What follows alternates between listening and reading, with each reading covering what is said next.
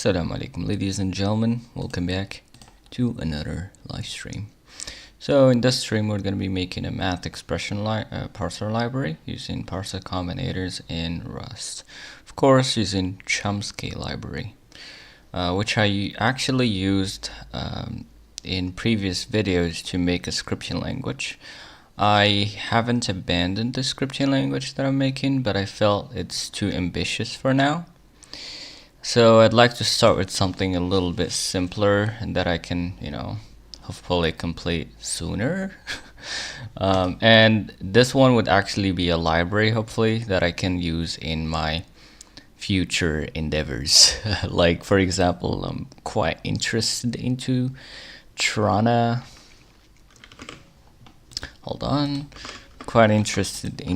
to make a computer algebra system. When I have enough brain cells, of course. I know I'm losing my mind, but hear me out.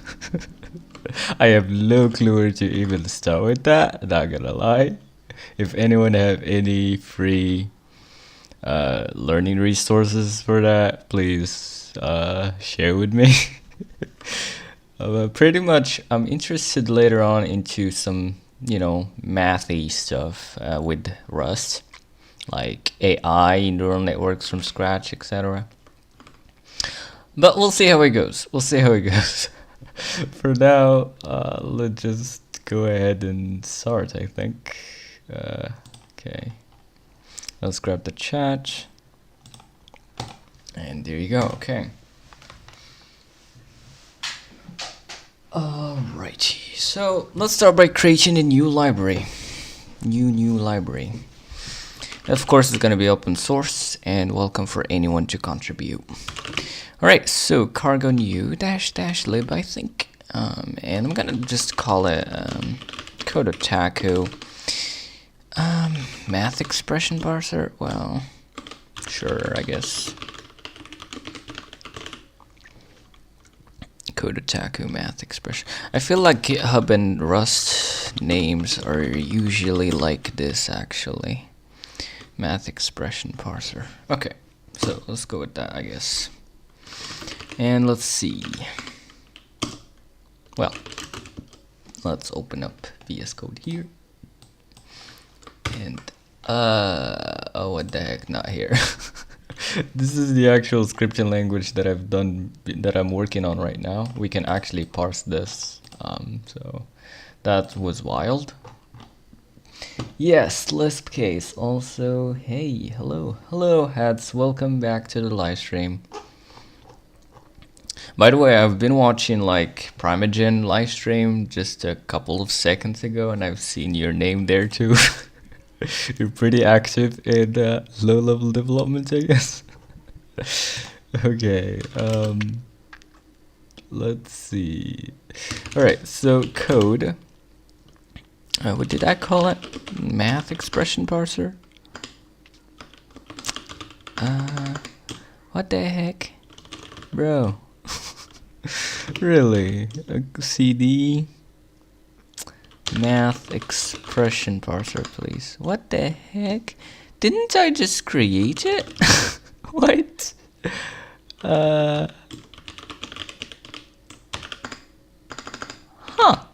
Interesting. Really? Weird. Anyways, let's try again. I have no clue what's up with this.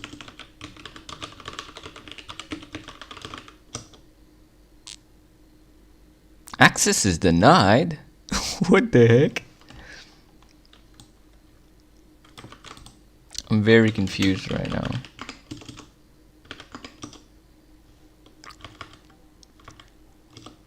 Okay, there you go. Code. What? Nice. I just asked about George Hotz. It would be nice to have him in the stream to talk about. Yeah. I see. Yeah, I'm very much interested into checking out some neural networks stuff from scratch. That would be great. If you guys have any free resources that we can go through in some stream, please let me know. But anyways, okay, let's go ahead and create our library. Recently, I watched a couple streams for him, George. He's making me interested in AI and ML stuff. Yeah, it's pretty wild. He uses Python, which is interesting. I cannot honestly program in Python without losing my sanity. I'm just used to Rust at this point, pretty much, and Zig. So, yeah, occasionally some C. But yeah, anyways. So, let's get started. So, what's up right here? We're not gonna have anything for now here. Cargo par. Python for ML. This is like C API. I mean, honestly, I'm not a big fan of Python. I mean, all the ML stuff is actually made in C, in C++. It's just that there is an API in Python, pretty much. Oh, I see, because I'm using right now. So I can only build in cargo test. Yeah, I see. Gotcha. Okay, cool. Cool. So let's add chumsky real quick. Cargo add. Chumsky. Where's chumsky? Chumsky, get up. Gonna add the master branch. Pretty much. I'll see how this goes. Hello there, my code attacker. Welcome to the live stream, my Robert. Welcome. I would love to do it with Vulkan Compute. I love it, and I can use NVIDIA slang for the shaders. I would do it at some point. Yeah, that would be pretty cool, actually. I always thought about that. I don't have the balls for that, I guess. Okay, so cargo add -- git. Okay. Chumsky. Let's add nightly too, maybe -- features nightly, because I'm using Rust nightly. I'm not sure what that really changes, honestly, but yeah. When is the next Zig stream? Sure, if you guys want your next Zig stream, just let me know. Tell me in the Discord server your ideas. I'm really looking for ideas. We love Zig. Sure. Just tell me some ideas, and we can do a stream on it in the future. I love Zig too. Okay. Cool. Alright, let's get started, I guess, right now. Okay, cool. So let's create a parser. I wonder if I remember how to do this. Impl parser, I think. Yeah. Let's actually compile this first of all. Since we have just added chumsky, cargo. Oh crap, cargo test. I'd love to join some stream to walk through Rust. I'm a bit rusty on Rust. Sure. Just let me know in my DMs some time that you can be free, like maybe tomorrow or whatever, and we could do it. Why not? Okay, cool. All right, so fn impl parser. All right, I think I need to use chumsky prelude, right? Or maybe I have to basically, yeah, there's that issue with the Rust analyzer with GitHub. So I need to probably restart the server. I guess I'll spectate the stream in question then. Alright. Alright, so in used import chumsky prelude. Great. Now impl parser. Okay, so we need the input, which is gonna be we also need the lifetime. Well, I honestly do not remember that syntax at all. So let's just check some examples real quick. Let's check this one. Should be simple. Okay, so impl parser, the lifetime with stir. Okay, cool. So src with src stir, and the output would be, oh yeah, our expression. So struct expression. Oops, expression. No, not struct enum. enum. Do I have auto formatting on though? Hold on. Format on save. Yeah, I do. Cool. But I'm not sure why it doesn't work, interestingly. Anyways, so what is the output? Yeah, the expression here. We're probably gonna need the lifetimes anyways at some point there too. So let's add them, why not? And there you go. Actually, it's gonna error right now since we're still not using it just yet. Well, okay. And here we're gonna say, I believe, extra chumsky extra. Is that the case?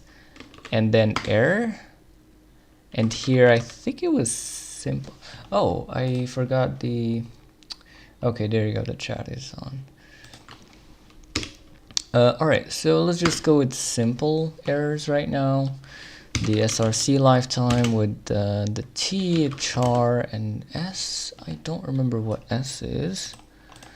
I think I don't have to actually include it. It's probably string and it would be done automatically maybe. And yeah, let's declare that lifetime real quick. Okay, cool. The following is not a parser from str. Yeah, sure. Let's just say text. Let's start with some text, I guess, or let's start with a number actually. Fine. So text, I think integer, yeah, int radix 10. So that's gonna be our parser for now. And what's up? Okay, so let's make a number here, which is gonna be a 64, or isn't it? We'll see. The following is not a parser. Okay, so let's just, I think, map this into an expression number. Okay, actually before that I have to, I think, from stir and then parse. Well, not parse. What is it called? Forgot the name. Yeah, I think from a stir, right? Enwrapped.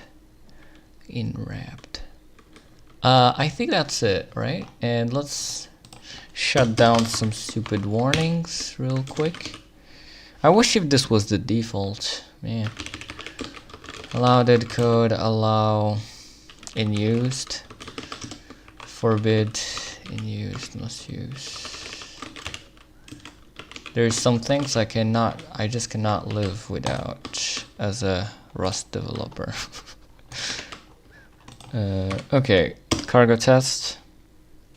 All good for now, I guess. So let's try this out. Some numbers, I guess. Here's the first test. Some numbers. Okay, let's see what we got. Alright, so a search, maybe a search EQ, and then we could like create the parser and parse some input right here. Let's say, I don't know, 1 2 3, and the right thing would be here, expression number 1 2 3. Right. Mismatched types. Oh yeah, parse result, I see. In wrap, I guess. Mismatched types. Binary cannot be applied. The type expression. Yeah, makes sense. So I guess let's derive EQ. Is that what we need here? I need partial EQ first. Oh yeah. Okay. Oh, I see, it's F64. Well, let's just make it use 64 for now. Expression doesn't implement the trait debug. What? Why? Why you need that? Oh, I think to print it. Okay. Debug. Alright, let's see if this test pass by any chance. I guess it did. Okay, cool. Alright, so I think I would have integers alone, Of course, it would be an unsigned integer. And then for negatives, I think we could just use the operator for that, but yeah. Use 64, no variant associate item name number. Oh yeah, integer. And then we could also have a float. Or do we really want that? Honestly, no, that's gonna make it very complicated real quick. No thanks. I'll just go with floats for now. Okay, so now after the integer, from stir in wrapped. So this is the int, okay? So let int is equal to that. Right. Next up, we need the float, right? Let float is equal to int dot then. Then. We're gonna have some fraction. We're gonna use digits for that. Digits 10 dot. I think same thing maybe. Well, actually we could just go ahead and say dot or not, because it should be optional, right? And honestly, I'm just gonna go directly with this, really. I think, yeah, sure. So this is our actual number. Let's just call it number anyways. So, oops. This is number. Okay, alright, let's actually map this into an expression. But before that, yeah, we're gonna get some things. We're gonna get the integer and then the digits. So let's grab both A and B. Or is it like this? Expected expression.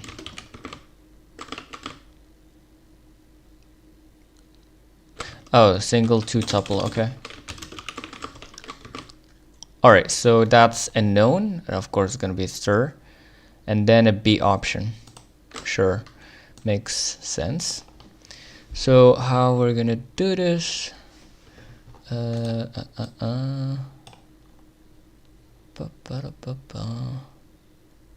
How did I actually did it last time in my parser? I forgot already.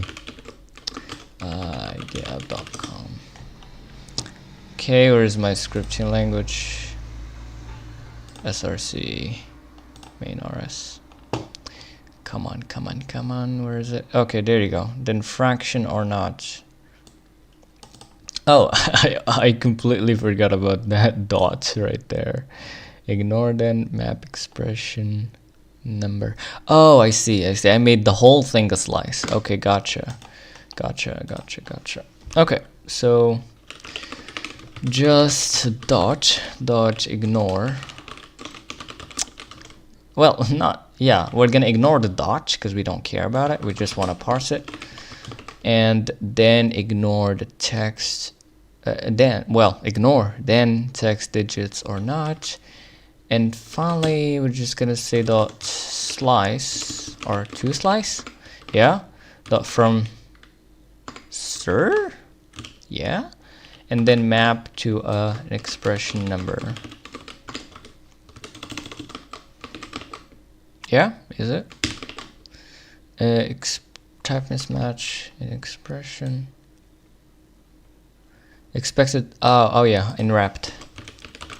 Because we gotta enwrap it. We're pretty sure that this would be a valid, float, I guess. So let's go. All right. So this should be able to do some numbers right now. Let's try. I don't know. 4, 5, 6. And just in case, let's also add a 0 there. 0, 4, 5, 6. Probably the worst at writing tests. This is the first time I think that I'm writing tests. Anyways. Alright, so that seems to be fine. Great. Okay, I think, do we want to add anything to this number parser? Ignore then text digits or not?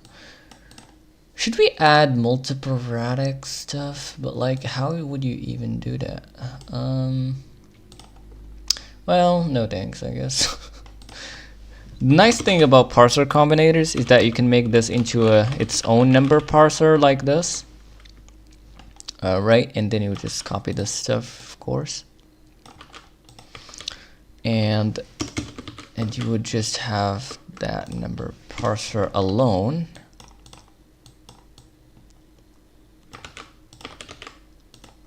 Just like that. And now we got a number parser. And here, let's see what we can do.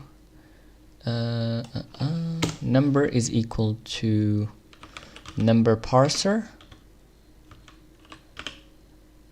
I have just realized that I've never tried this before, actually. How would you actually do this? Yeah, I think it would just return the number parser in this case, right? My bad. Yep, I think so. Yeah, there you go. And this should work just the same thing, right? Cool.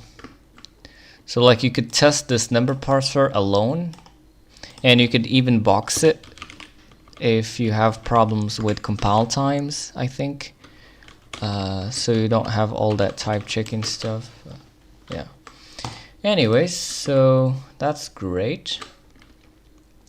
That's our number parser. I think now right now let's start to parse some operators. Or actually identifiers, why not? Or, I mean, we do need some operators first, I guess. Okay, sure. Let's see. Well, the first thing that we're gonna do, I think, is unary, right? Unary operator. Choice, just that. Honestly, I'm just gonna copy, paste my code. Right. No need to waste time. Choice, just -2 dash. Just +2 dash, and repeated folder. The operator in our case right now is just a number. Yeah, and I was using expression multiply box, new expression number. Yeah, good. Multiply.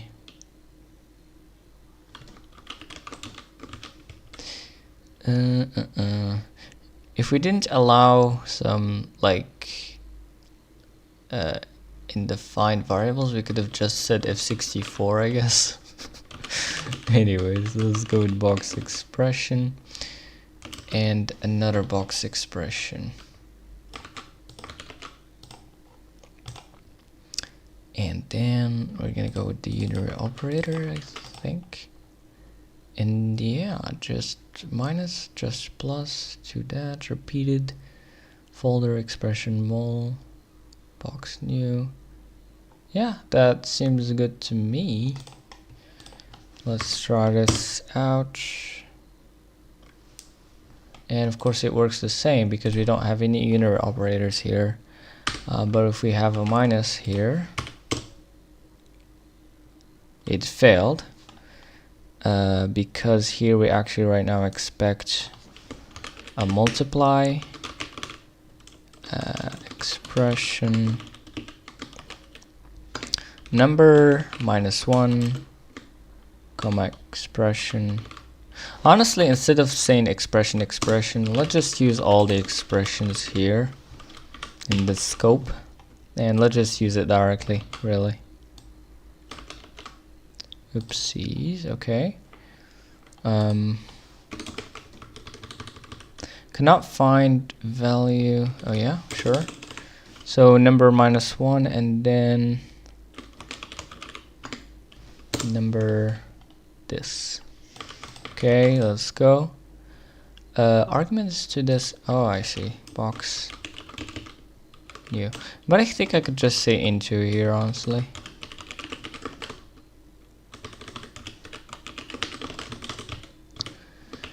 And this should work, though without the minus.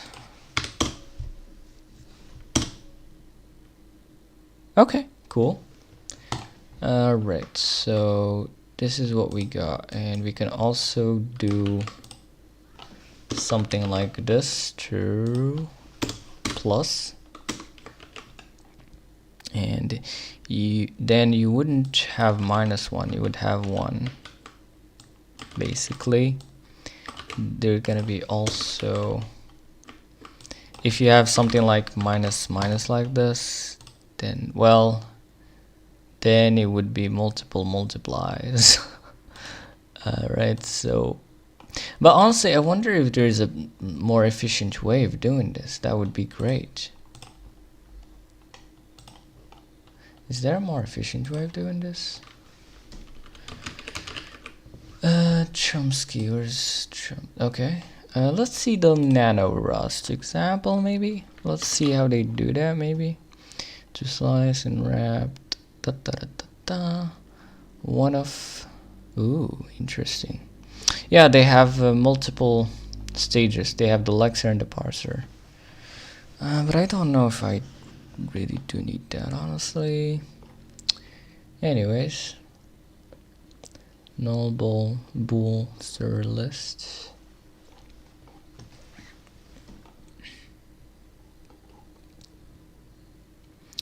Okay, where they do the multiplication stuff, etc. Just token OP, yeah. Multiplication, multiply, or divide, or division. I think they're maybe doing the same thing. No, we're looking for actually for minus, right? So that would be, is there some unary stuff here? No. Minus, no. Okay, what is it called then?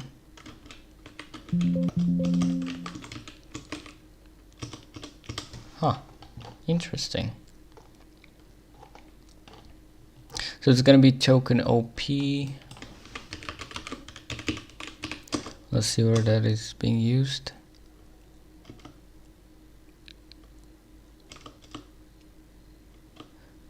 Okay. But what about unary operators? This is weird. Interesting. Anyways, let's just say multiply. Minus minus. So that's gonna be... Do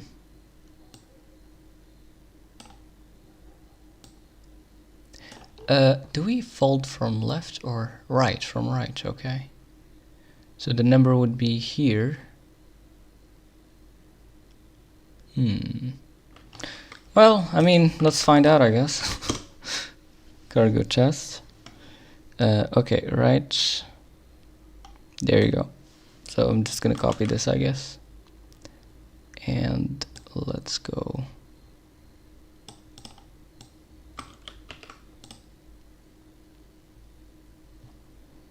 Oh, interestingly, they don't show the box. Cool. Arguments to this variant are incorrect here.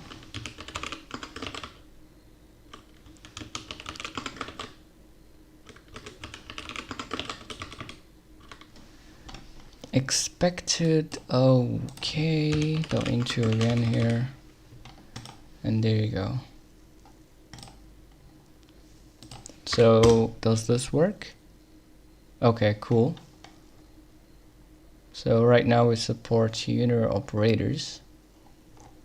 And what else? So choice, trust -2 -1f, trust +2 and f. Repeated folder.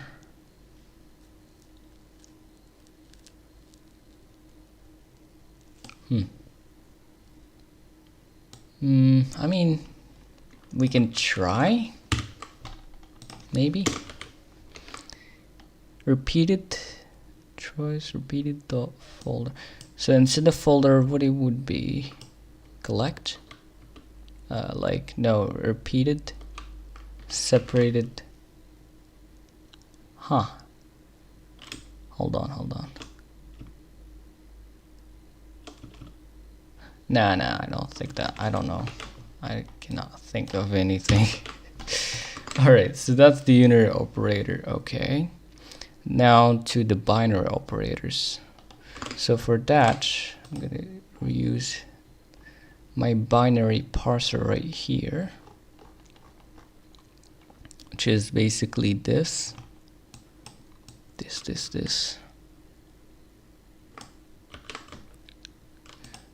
Honestly, give me this parser that I made before. There you go. And we need the binary operator expression. Takes 0 lifetime. Do we even? Yeah, we're gonna need that for sure. Honestly, hold on. Before we do that, let's just go with the identifiers already, really. Let's go with identifiers already. So how are we gonna do that? Let identifier text identifier, and then we're gonna have some expression, I guess. And now, well, actually before that, we're gonna have let value is equal to number or identifier, or we can just use a choice instead. Choice, number, or identifier. Walaikum salam wa GG Gear, and welcome to the live stream. How's it going? How's life?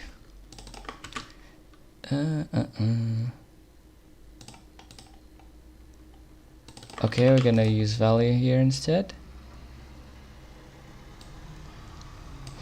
And then, whoa, actually, is it? Hold on, what?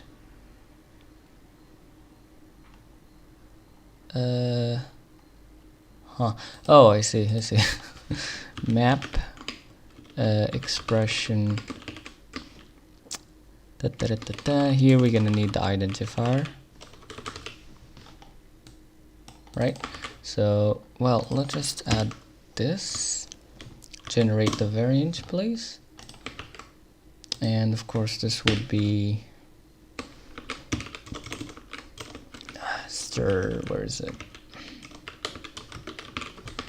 Now we can have our lifetime. Missing lifetime specifier expected name, named lifetime parameters. Oh yeah.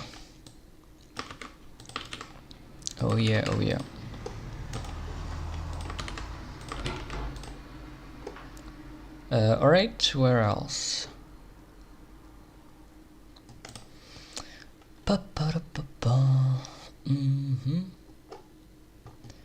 So now we're mapping that to expression identifier, and finally unary operator here. Good. And let's try some other stuff now. Hello. And this should give us back identifier. Hello.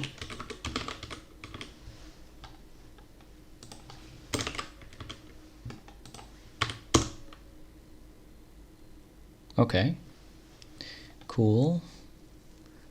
And what else?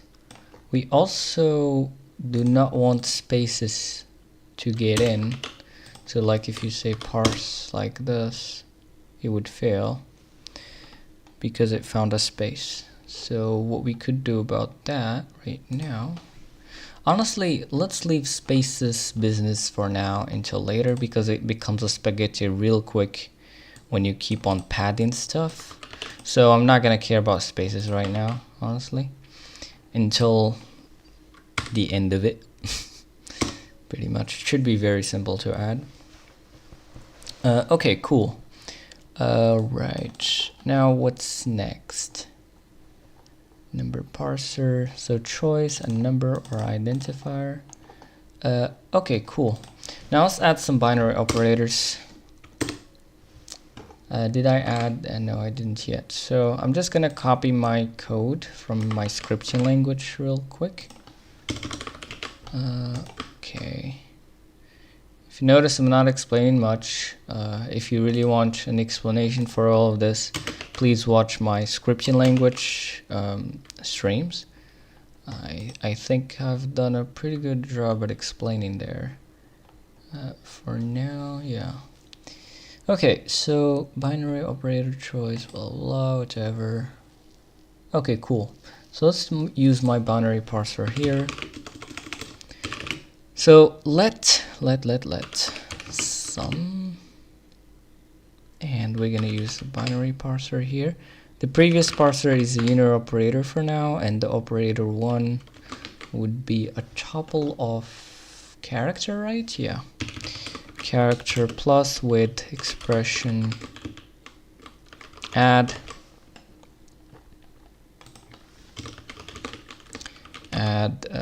box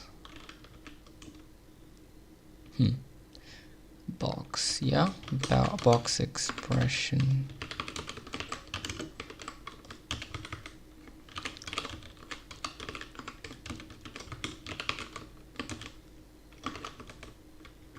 okay, what's going on here? Oh, okay. Alright, so that's add. We're also gonna need well, instead of do we really want that? Hold on. Like, can't we just use add? Add with a multiplication, yeah. I honestly think that would make it less complicated if we want to do, let's say, an algebra, like a computer algebra system later on or whatever, maybe. But we'll see. Let's see if I could do this. Let's see. But this would probably get in my way, maybe.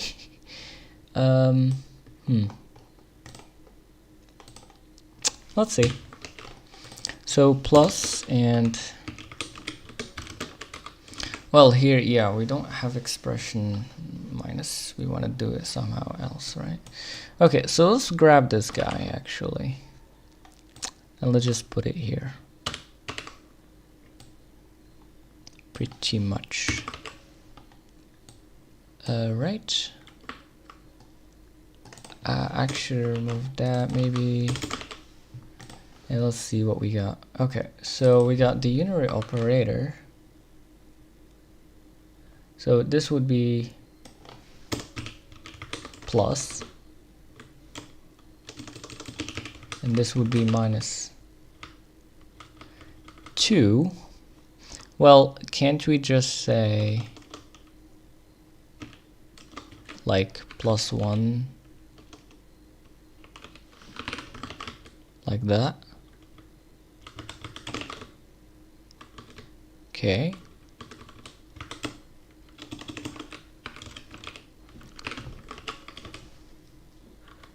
Cannot find value previous. We're gonna go with let's see. The previous parser is unary operator in this case. Okay. The method clone exists for folder. I think I'm probably missing a clone here.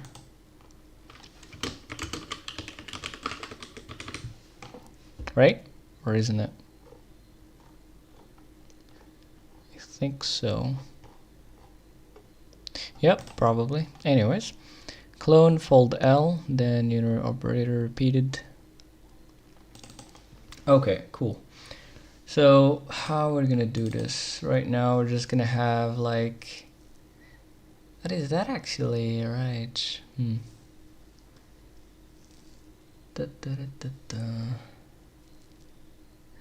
I mean, honestly, that's not really the business of the parser. Yeah.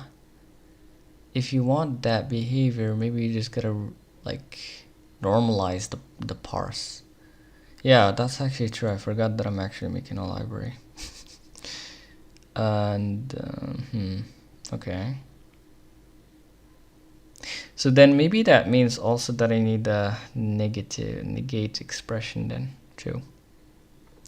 Honestly, yeah. Anyways, let's go ahead and do that, I guess then. Sure. And actually, let's do this for this one first. So instead of expression mul, just gonna have a neg for negate.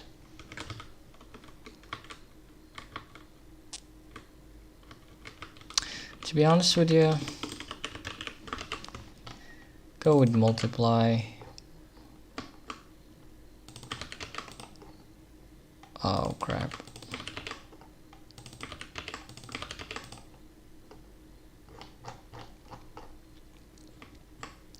Where did I miss it again?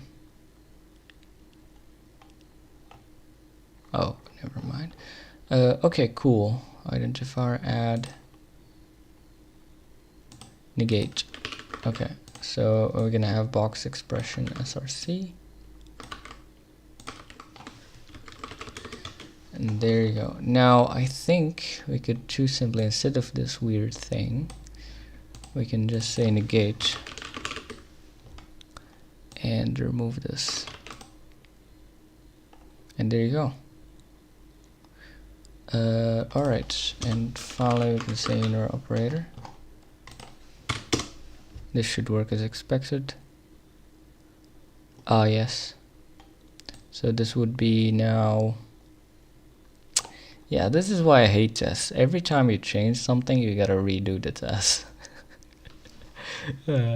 Okay, anyways, let's go with instead of multiplying number, you gotta say negate.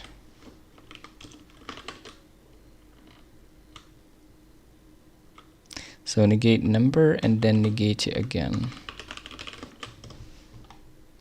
So basically twice.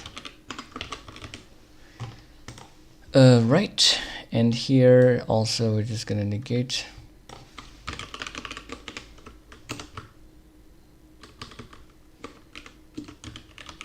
Loading 2. Failed. Where's that multiply again? Oh, here too. Oh, what the heck? I see. I mean, yeah, we don't actually want negate here. My bad. So let's remove that. Actually hold on a second. No, hold on. Now I see why I've done it that way. My bad. Because I'm using this choice thing, just -2 that or that. Interesting. Well, basically if it's just a plus, then we basically want to keep it as it is. Okay, how are we gonna do that? How we're gonna do that? I mean, maybe we could just get away with false and true, you know?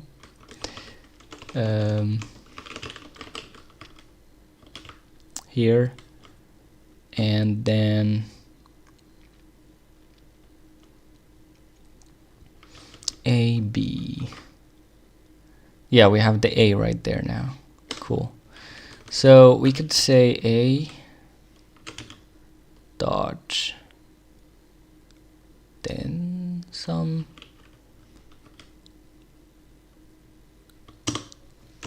then some box. Well, honestly, let's just say FA, then do that.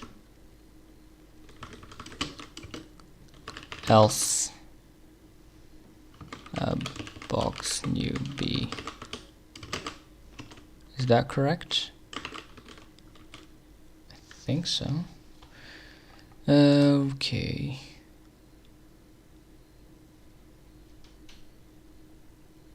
Box new B. So if A, which is, well,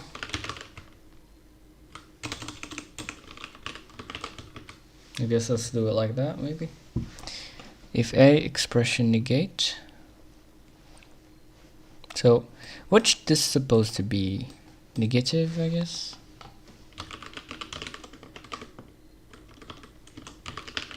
If negative, then expression negate.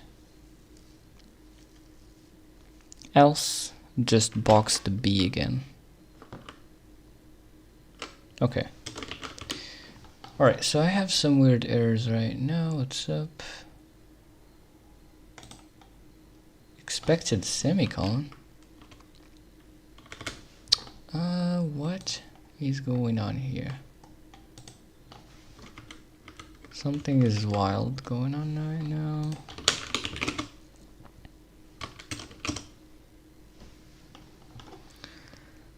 Enclose delimiter.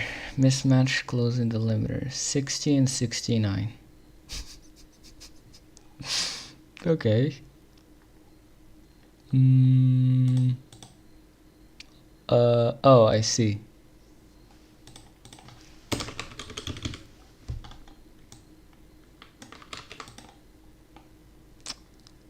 Right.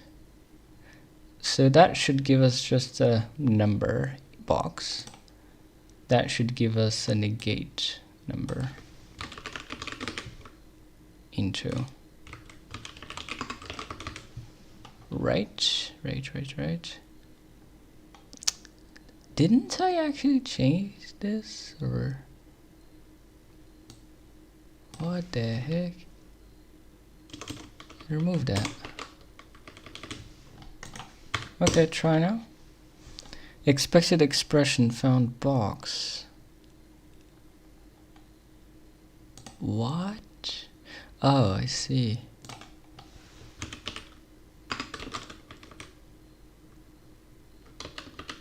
It couldn't take that? Okay. Honestly, why... hold on a second. I think I could make my life a bit easier. Maybe.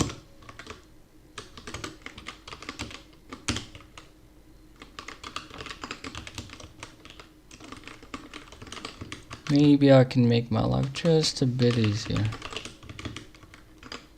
Honestly... And return box, or to simply self dot into.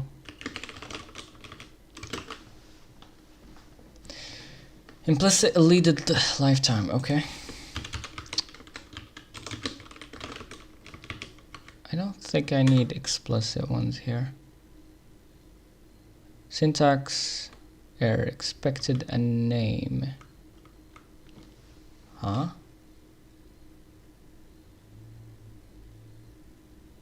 Oh, box is not allowed to be...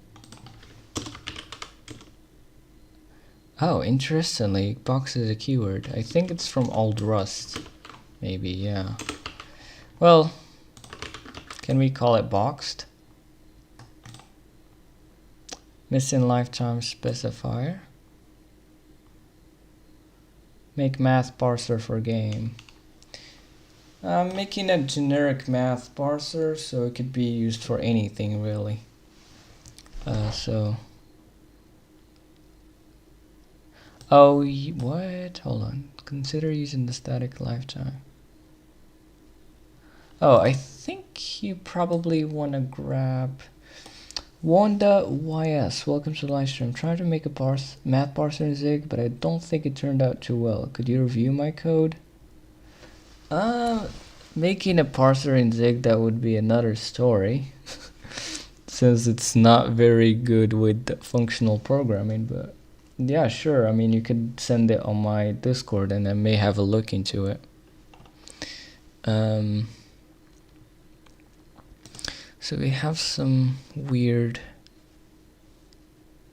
stuff going on here. Maybe we could say this. Okay, cool. Self dot into, and there you go. So now hopefully instead of that box new business, we could say boxed.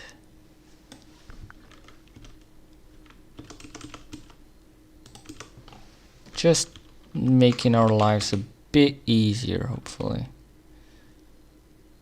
So what's up? What's going on here? b.boxed.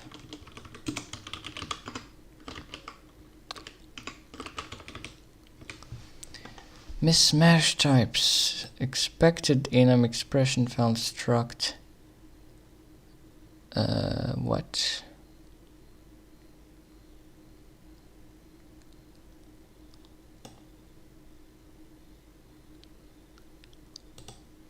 What? I'm confused now.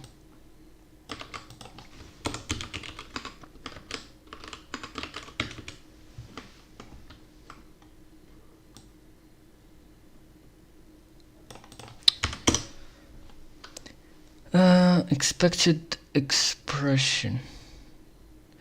I boxed it, man. What the heck? What?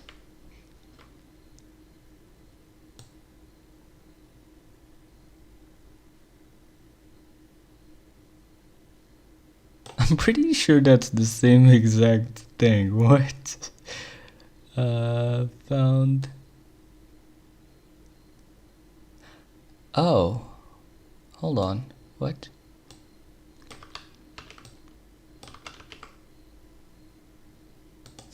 Interesting. Okay, my bad. Okay, cool. Let's go. So either that or that, and it's working. Great. Yeah, great. Okay. Right. So let's go to the next one, I think, which is gonna be. We already added multiply. Interestingly. Already added multiply. Where is that being used? Is it being used already? I don't think so, yeah. Not yet. I mean, even add is not being used yet, I think so.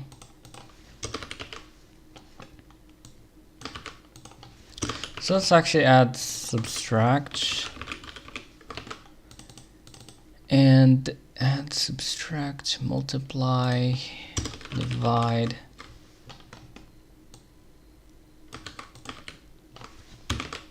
We're gonna need power to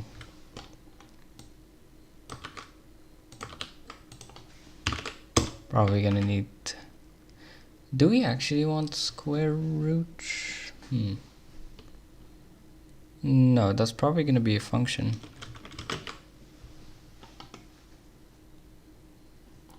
We'll see anyways. Number, identifier, negate, add, subtract, multiply, divide. So these are values, these are unary operators, and these are binary. Binary, unary. I don't know what you call this. Atom. Anyways. So. Alright, let's go ahead and do this. Let's use our binary parser real quick. Previous parser is unary. Number add minus number subtract. There you go. Number oh crap. Interesting. Can't we just actually say this? Honestly, I'm not sure if that's a good idea, but I think it would make for less typing. Lotfi, welcome to the live stream. Man, Rust is so unreadable, not gonna lie. It's very readable to me, but I guess everyone have their own way of doing things. Okay. Okay. So what's up right now? Unary operator. Oh, I see. Let's go with some here. Alright, and that's gonna be that. And we can have multiply to product, I guess you can call it that. And it's gonna have the previous parser as sum, I think, and then multiplication and divide.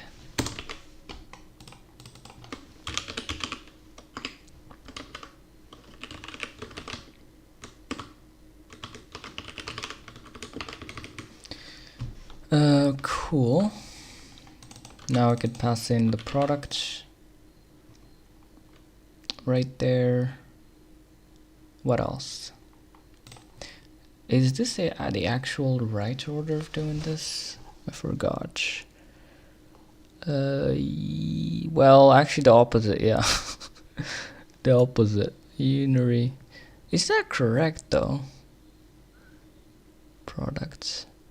Yeah, that's true, because the unary operator have like the most precedence, then the product, then the sum. So that makes sense. Alright, so let's start with that. And this would be this, and this would be this. And finally we're gonna return this. And this should allow us to use plus and minus and such. Okay. So parse hello. Now let's parse 1 plus 2. Add 1 and 2. Arguments to this a number incorrect. That suck. Okay, into.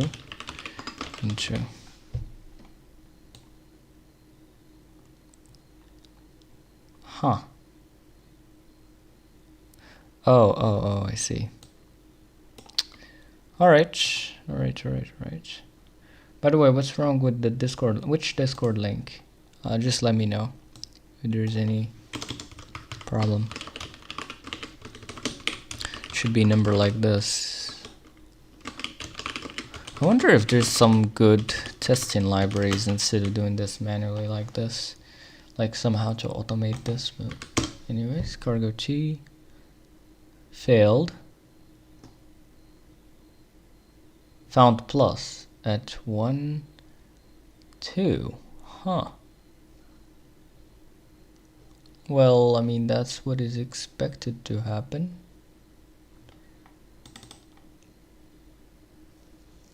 The link expired. Which link? What is it? Where exactly?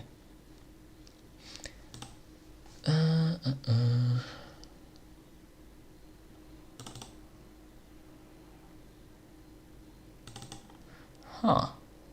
Oh, hold on a second. What the heck? No, that's good. Never mind. In the description. Well, I guess maybe let's do another one then.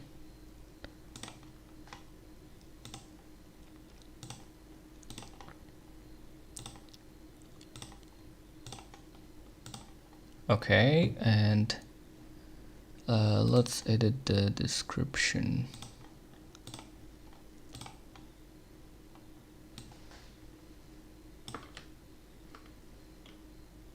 But the profile, oh, okay.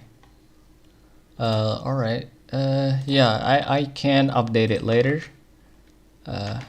Alright, on my phone, so I don't know. Okay, alright. Cool. So why this doesn't work? That is the good question. Huh. found the plus at 1, 2. So it didn't like this. Why?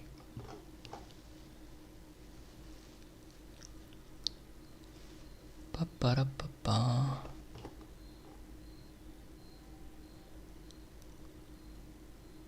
Really?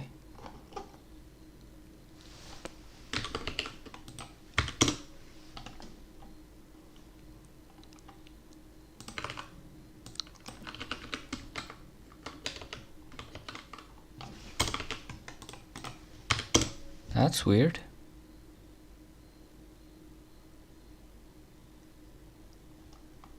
Found that at 3, 4. Am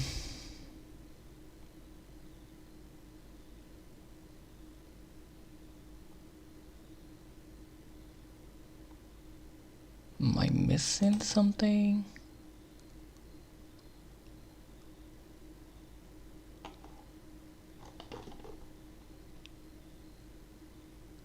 Well, I'm already using this parser on my scripting language, so this should work. Why doesn't?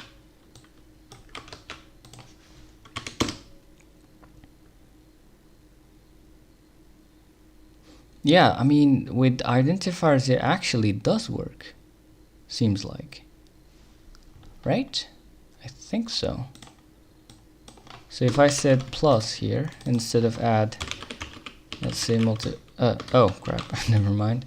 And instead of number we can say identifier A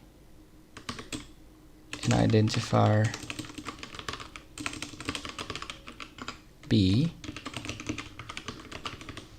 Should work, right? It does, okay.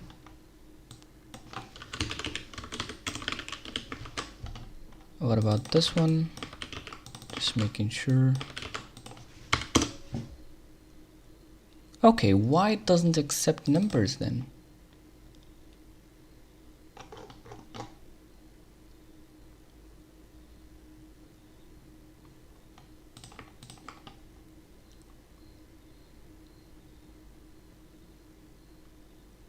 Huh. That sucks.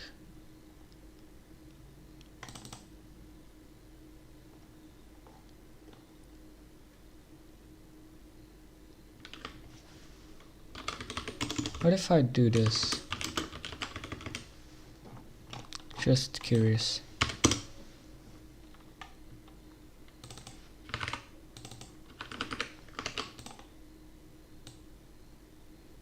And let's say number.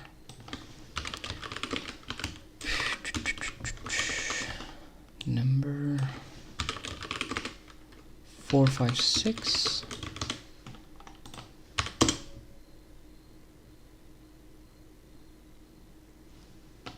Interesting.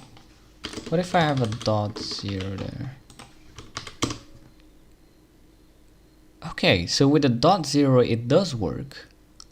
Without it, it doesn't. Why? Then just a dot.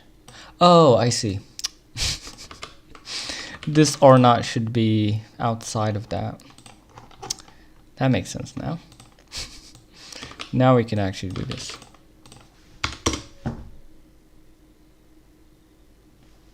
But that's also good actually, because right now you cannot do something like this, just a dot. But honestly, it's meaningless currently in this context, since we only have floats anyway. You know, it's gonna fail. But if we do want to allow such a syntax, then we can also do it here, or not here too, which is what we had before. There you go. But honestly, I don't feel like that's really something we want to do there. Okay, cool. Great. All right, so we do have binary stuff right now. and we should be able to do something wild. 1 plus 2 times 3 divided by 4. This should give us, it should start by multiplication. 3, well, yeah, multiplication 2 and 3, right? Well, what the heck I'm talking about. Honestly, just give it whichever, it's gonna tell us. But what is important about these tests is that when I do a change, they should persist, they should keep on. But right now I could just easily copy this, put it here, and make sure that this is correct as I expect. Arguments to this enum variant are incorrect. Okay, makes sense. Dot into a box, into a box. Maybe I honestly should try to get rid of these boxes somehow. That would be cool. Arguments to this enum variant are incorrect. Oh yeah. Oh crap.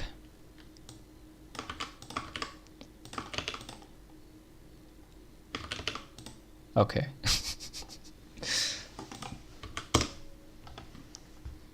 And I think that is correct. So we multiply first the number 2 with the number 3. Yeah. Then we divide by 4. There you go. And then we add to it number 1. Let's go. Wanda WS, you have to click the actual link in the description. There's an image or Discord link that is expired, but the link posted or join a little. Oh yeah, great, lovely. But I should update later on after the stream. I'm gonna try to update hopefully the link in the profile. Okay, cool. So this actually works now. Yeah, let's get some parentheses on right now. So how are we gonna do parentheses? Well, good question. I don't remember, but something for sure. We're gonna have an expression, I think, recursively, and then it's gonna give us back the expression, and then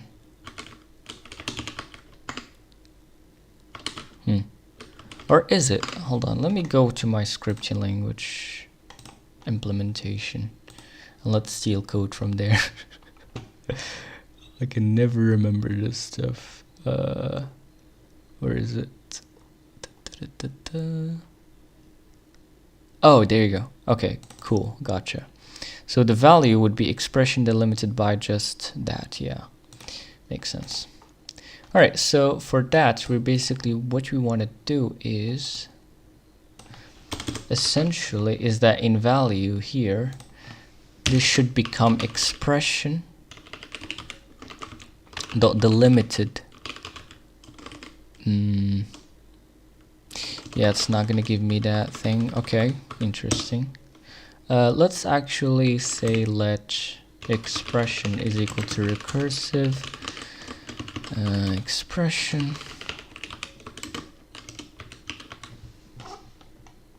and let's put all these stuff here. Oh crap. Okay, I'm just gonna return the actual expression, honestly. And here, what we got, gonna return the sum too for now. And yeah, okay, cool. And here, instead of expression alone, we're gonna have expression dot delimited by just this and that recursively. All right. And that should allow us to do such a cool thing, hopefully. Let's copy this test, I guess. And let's try to do something interesting. Let's do this. Okay, and let's actually just, well, we can keep it and see what is the result of the test. Okay. Right, add number. So this is it. Oh, I gotta add those intos again. Oh my god, I hate it.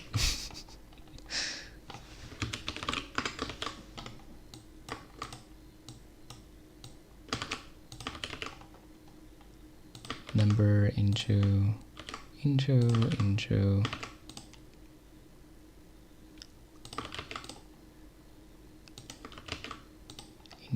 okay.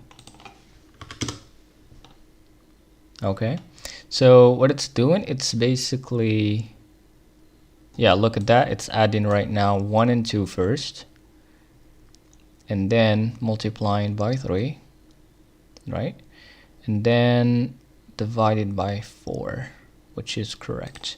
Now honestly, I'd like to investigate how can I get rid of the boxes and just use hopefully references instead. That would be amazing. I'm not sure if there's an example for this in Chumsky library. That would be great. Let me see, because I haven't actually tried this yet. That would be great. Okay, let's see.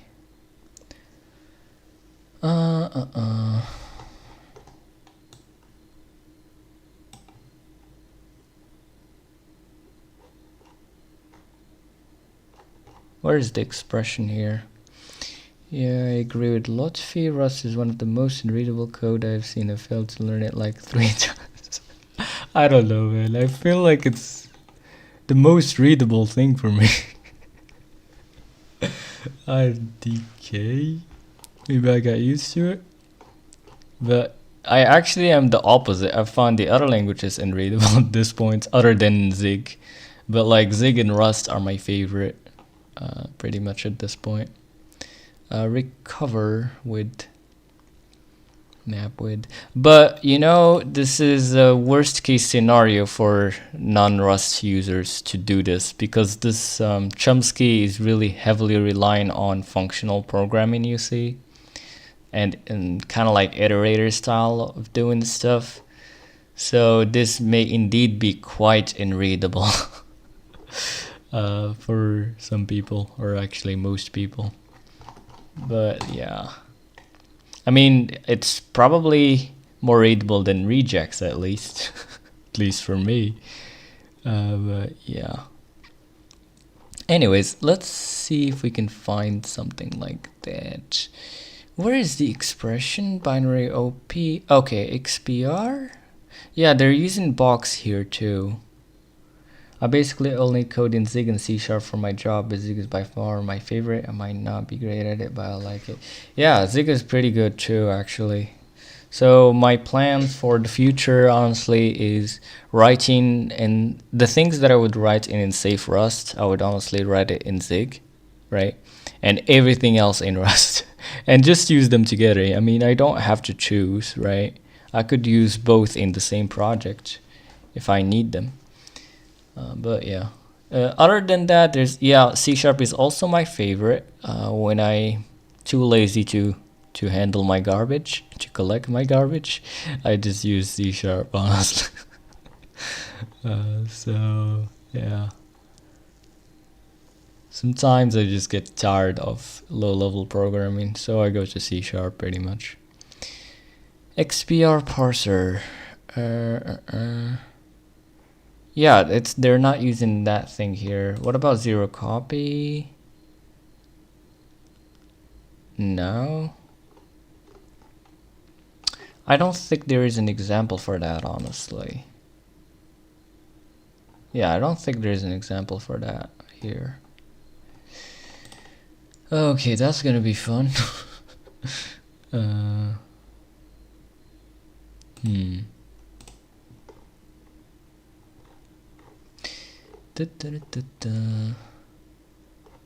But let's check the documentation. Hold on.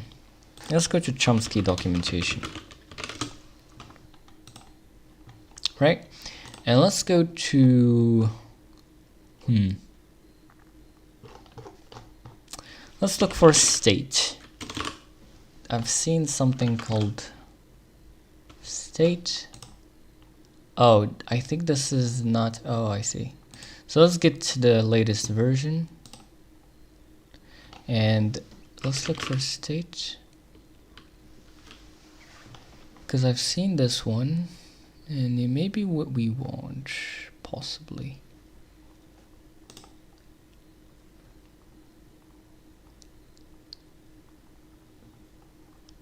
Huh.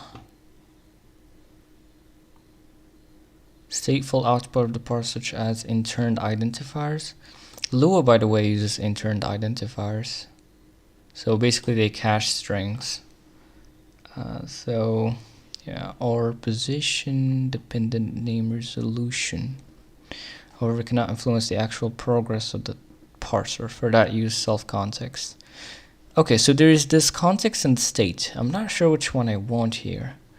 Context used for parser configuration. This is used to provide context-sensitive parsing of input. So is this related to no, it's not related to context that I want here. Yeah, I don't like mind the parsing right now. It's perfect. What I want is some state, I think. Yeah, pretty much, I guess. Yeah, I mean, we could try that. But before I can do that right now, instead of just giving an E or an error, I also have to give a state now too. I don't even know where to start with that, honestly. Let's find out, I guess. So this error is basically full E, default state, default context. Can I provide the state and the error? I think I just have to basically make use of the full thing, right? Is that the case? I think so. Okay, sure. Let's go ahead and do this. So I'm gonna copy this full thing right there and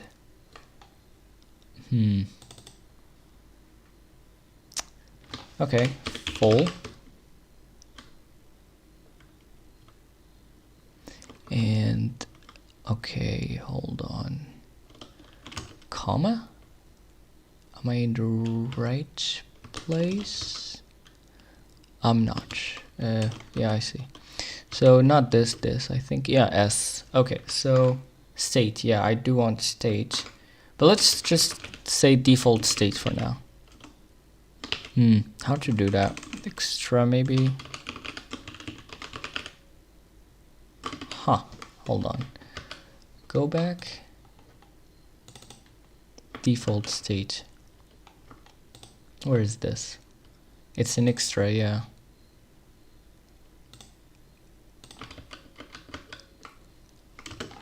Extra, oops, default state and extra default context. Cannot find type default context in module extra. What? Oh, it's not public. Interesting. Well, default state is just the, okay, gotcha. So we could basically make it like this, right? Okay, cool. Right. Now I want to change the state, right? Yep. Full, where's full again?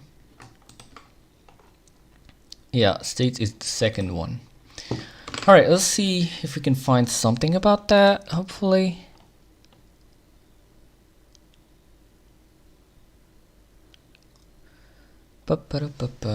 Well, let's try to create some state struct and start from there, I guess. And also, oh, actually I've only changed it here.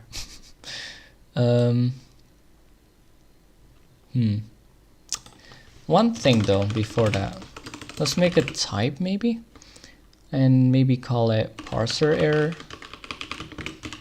And let's just grab this whole thing here,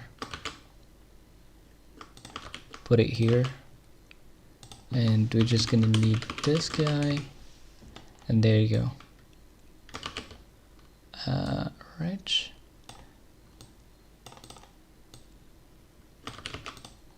There you go. Cool. And yeah. Type parser input maybe. No need, honestly. Anyways, so let's just grab that parser error and put it here too. So 1, 2. That should be the same thing as we had before. But now let's actually try to do. Yeah, let's try to add some state right now. So let's say struct state, and let's pass that there. Where is it? Yeah, I should put it here, I think. Yeah, but is that the only place I should put it?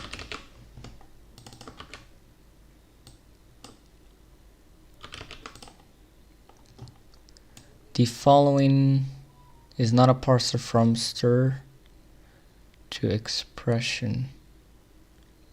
Why? Oh, I see. Okay, forgot this one.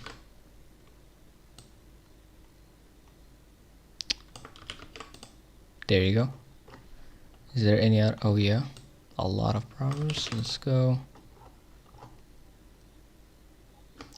Now the trait bound state default is not satisfied. Oh crap, I have to change all of these. Okay, so I think I have to use parse with context or something, maybe?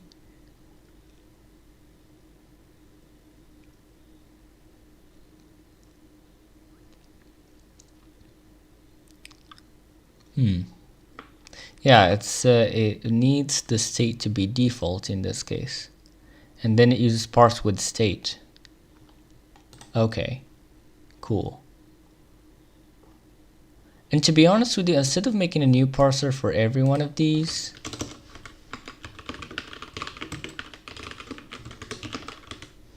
we could just make it once, you know, and reuse it.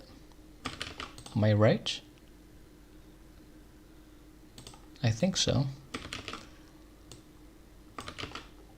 So we don't have to create them for every test. You only create it once and reuse it. Okay, so I think what I probably want here maybe is to change these to with state. Let's remove these for now, because I want to just play with this for a second. And maybe I have to give it a state instance. Oh, borrowing, okay. So mutable state then, and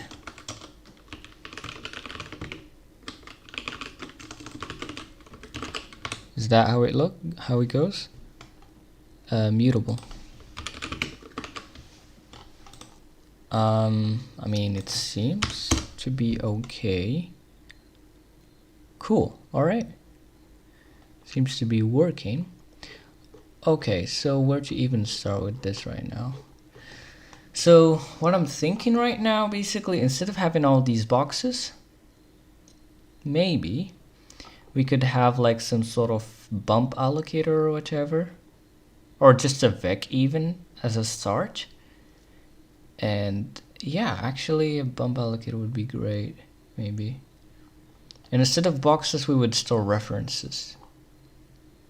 I'm not sure how good that would be, or if it's even would be feasible. Well, I guess let's try. Yeah, sure. So struct state. Let's just say tokens, maybe vec expression. Missing lifetime specifier, expected named lifetime parameter. Okay.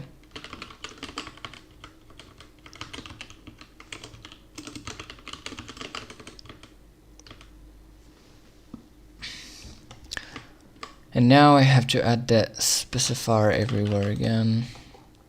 Actually, maybe just once. Nice. And now we can say state new impl state fn new,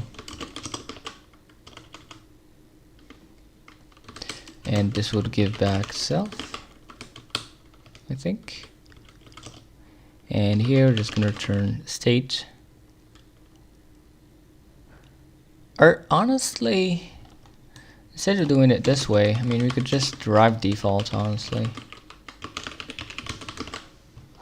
and just use default. There you go. Okay, cool. Now the real question is how to actually use this. Maybe let's start with unary. So what's my idea is to remove these boxes, and instead of boxes we would have references. This is probably a bad idea, but I guess let's try it anyways. Maybe I'm gonna make a new lifetime for this.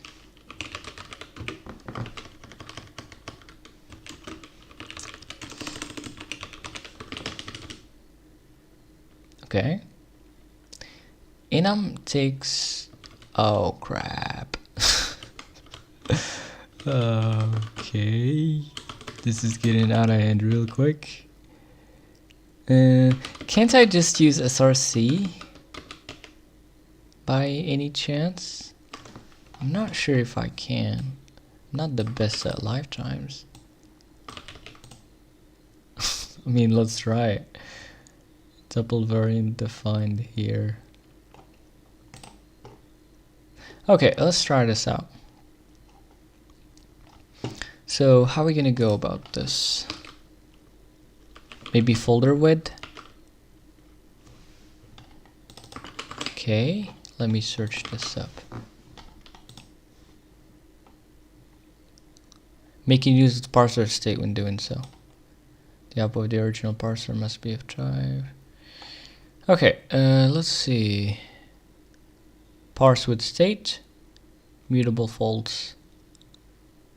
Where do you get the state?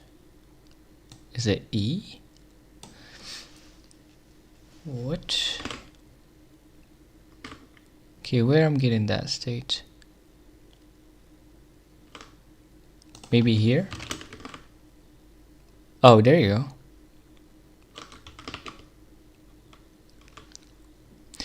Alright, and maybe then we can basically say, I don't know, so what I'm thinking is, oops, e.state tokens, and maybe pushing the value that we want here, which is in our case would be A. Cannot find value A in this scope. Oh, B, yeah. So we push it to the tokens maybe, and then hopefully we get a reference to it. Does that even make any stupid sense? I have no clue. Let's find out, I guess.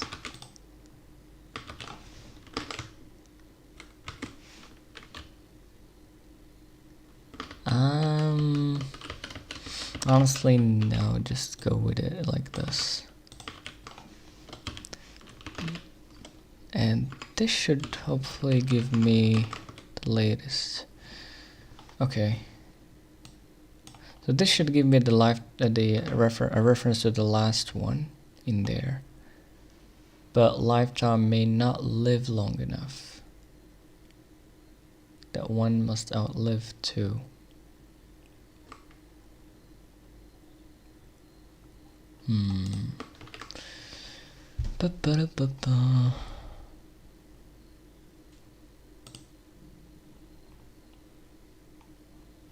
Let's see what the compiler has to say here.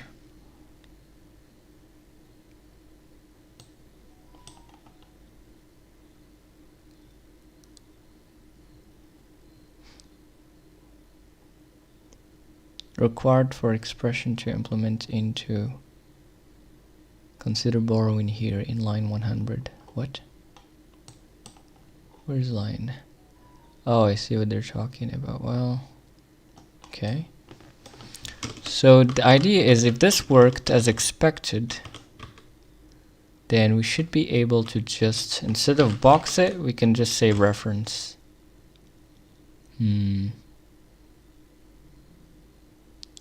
Though I do need a state here. Maybe not. Anyways. So mismatched closing delimiter enclosed. Oh. Okay, try again. Clear. Alright, let's see if we can figure this out by any chance. I avoid lifetimes with my life. Let's see if we can figure it out. Lifetime may not live long enough. Return of closure is expression 2. Has type mutable map extra. So yeah, the reference that we're getting here of E is lifetime 1. Returning this value requires that the lifetime of that context must outlive 2, and 2 in this case is the lifetime of the expression.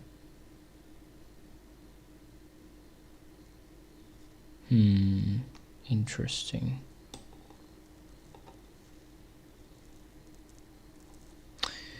Okay, what if we added another lifetime? Would that by any chance fix it? No clue.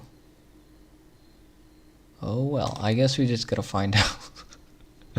Man, this sucks.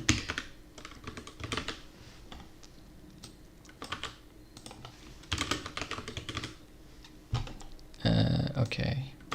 Let's see.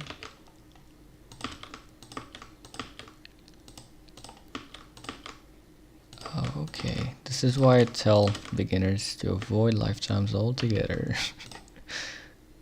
Because they proliferate. Yeah, no, man. No way. This is this is wild. This is wild. Interesting.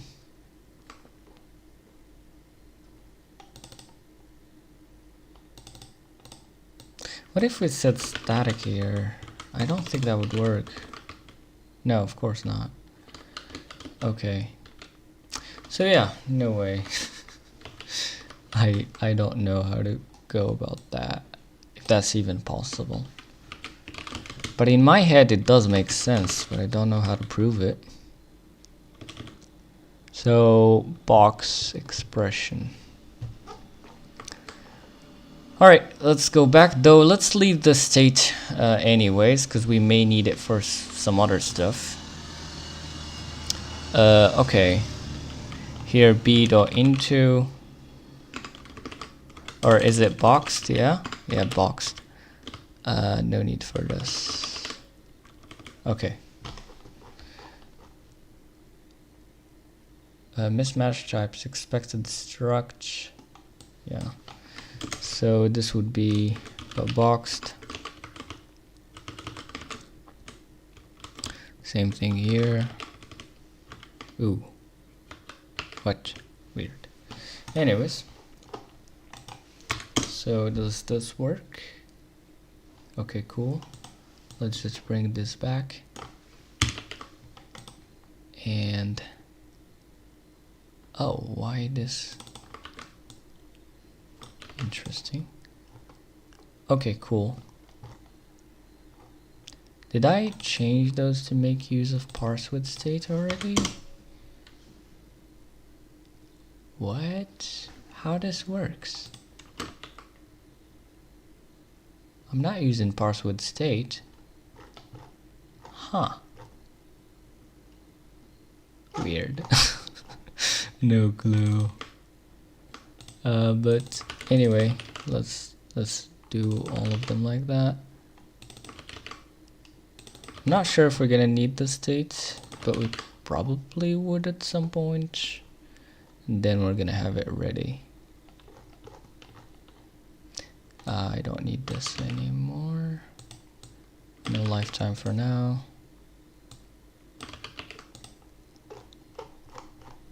And let's go. Okay, mutable state. Here, here, here, here, here. Alright, anyways, okay. One question though. Well, first of all, let me make sure our chest passes. Cool. And also another thing is that I forgot. Where is it? Folder, I think it's called, yeah. We don't need width here for now. So let's remove it. And let's go. Okay, so one thing. Do we want to allow such syntax like this? Like maybe 2x plus y without the multiplication here.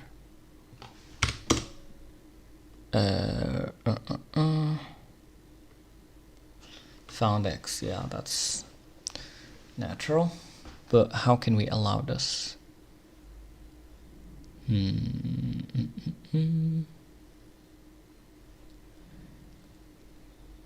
So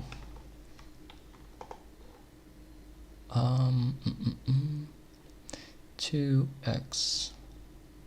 Not entirely sure how we can allow such a thing.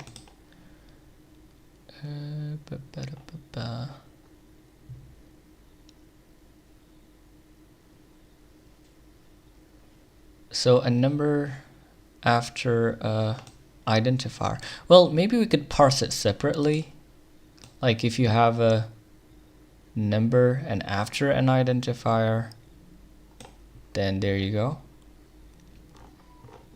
We use multiplication there. Let's try it, honestly. Let's see if we can do that. So identifier or number or expression delimited by that, or well, number, oops, let's actually do it maybe here. Number dot then identifier. Does that make any sense? And then we would map it to, oh, I see. And then we were gonna map it to, so that's gonna be our number, and that's gonna be our identifier.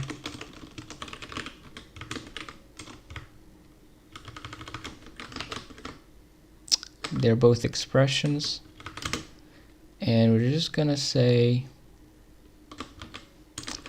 multiply number, oops, number dot boxed with identifier dot boxed.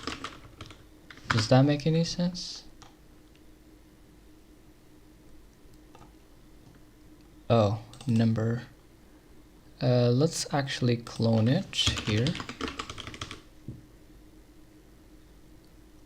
And maybe that's it. The real question now, would this actually work?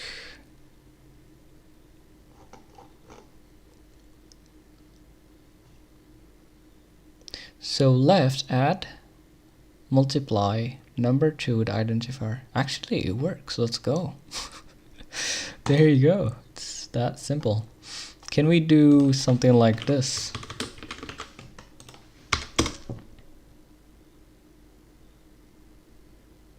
No. So why that's the case? Yeah, because we're not allowing any expression. We're allowing only identifiers. Makes sense. Okay. I'm not sure if that would really work out as expected.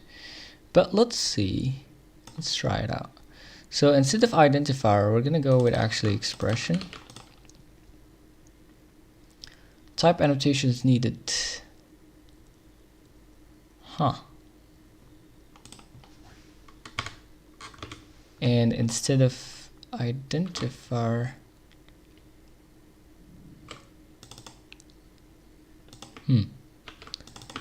then now we actually got an expression. But right now it's asking me for type annotations, which is interesting. Maybe I could tell it that I want a box and expression here. Hopefully. Does that make any sense? Expected comma. What? Type must be known at this point. But yeah, why this doesn't work?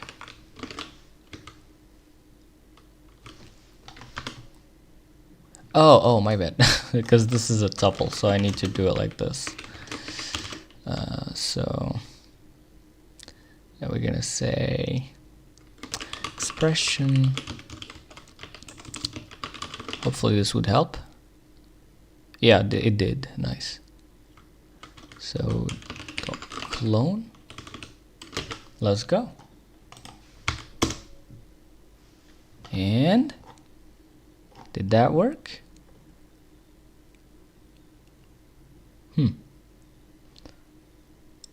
Assertion failed, left equal right. So left, we got multiply number 1. Is this even the right test that I failed? It's in 169. Oh no, another test I failed, interestingly. I see. I see. So basically it was expecting add number 1, and then it got multiply number 1, divide,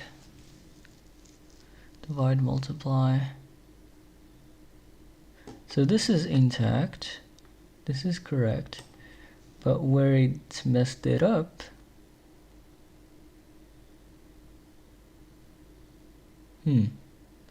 it said add here, but here it said multiply. So why that is the case?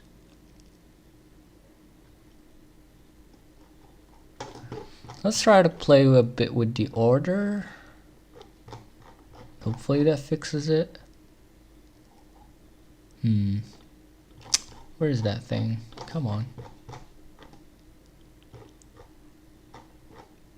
What? Okay, here. Okay.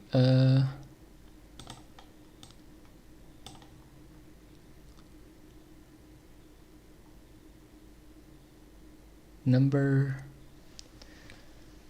then expression.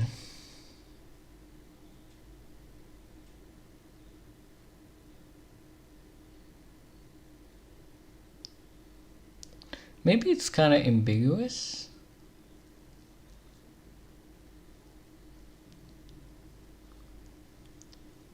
Number.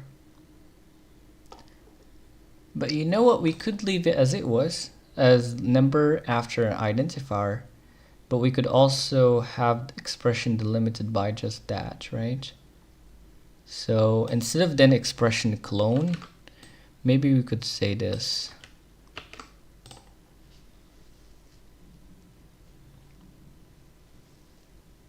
Does that make sense?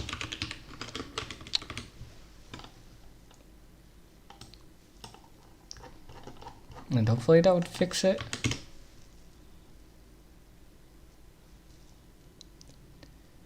And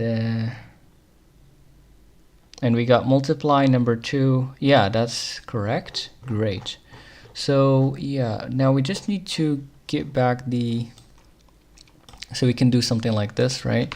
3x plus 4y. Of course we cannot do this now because we removed the other case. So let's actually get it back. So I'm gonna copy this guy. I'm gonna put it maybe before here. And then instead of expression, we're just gonna say identifier. Then identifier. And then we're gonna map number with the identifier. Identifier.boxed. I don't think I need this here. I think I only did that there. But anyways, number identifier multiply number.boxed with an identifier.boxed. And this should help us make it work now. And yeah, so what it produced is multiply the number 2 with an add, yeah, of multiply number 3 with identifier x and multiply number, which is totally correct. So that's great. I'm glad I've actually done these tests. So as you see here, if I screw up something like in the order or the precedence or whatever, it would catch it. So I'm just gonna copy right now this thing that we got. That is correct. So I just have to say boxed. Box expression.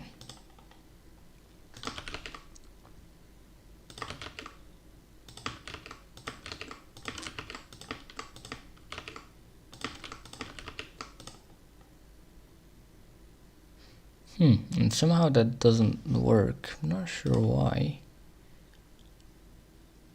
Weird. But if I say into, it does. Oh, what? Maybe I don't need to box this here. Yeah, gotcha. Okay, cool. Cargo T. And there you go. Great. So we can actually parse something like this right now. Cool. Okay, so what should we add next? Yeah, power off. So something like this. I don't know, power off, you know, 3 or whatever. So how would I, like, what is gonna be the precedence? I think it would be, we would have the highest precedence, I think, isn't it? Math precedence table. Hopefully I can find some reference for this, just so I don't have to think hard about this. Okay, makes sense. Exponentiation before multiplication. Multiplication before subtraction. So multiplication before addition.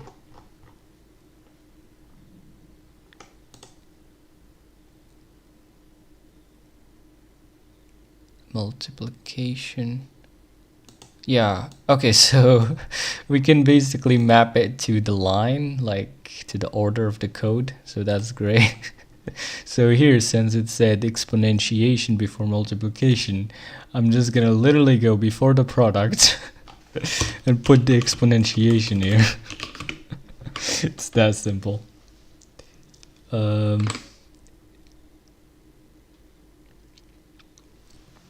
When an expression is written as a superscript, the superscript is considered to be grouped by its position above its base. The operand of root symbol is determined by the overbar. Okay, that doesn't apply to us.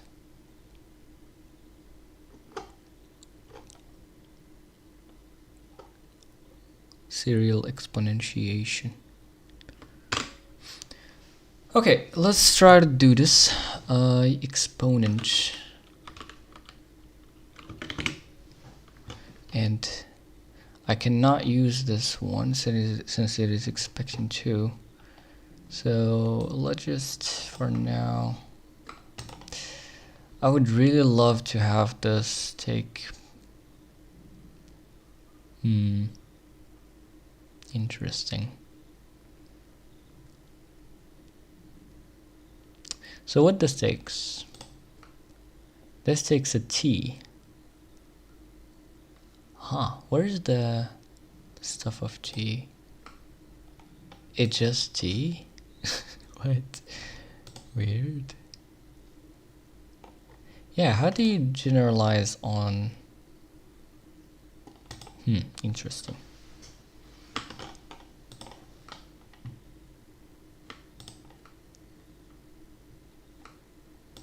Okay. So...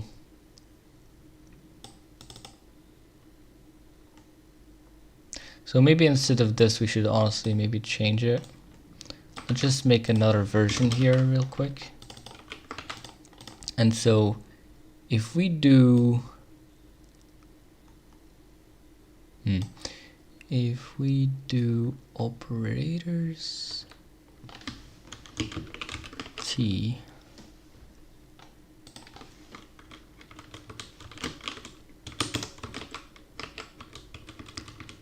and then does that mean choice T? Yeah, like operators, yeah. Like this? Is that how it should be?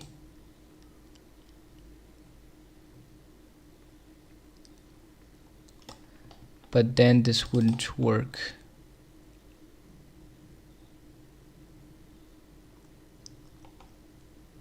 Interesting. Can the compiler help us here? The parser is not compatible because it does not implement parser.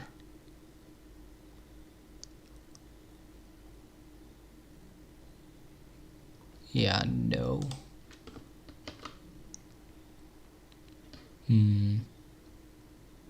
Well, honestly, maybe we could just take this parser right here. Right, yeah, honestly, I'll just take that parser. So that would be operators, it would be an impl parser. And yeah, and we're gonna say, well, too simply, we're gonna copy this. Oh, actually, I think we could basically make a type out of this. That's true. Yeah. Like, type parser. Well, I guess let's call it my parser. Use if undeclared, yeah.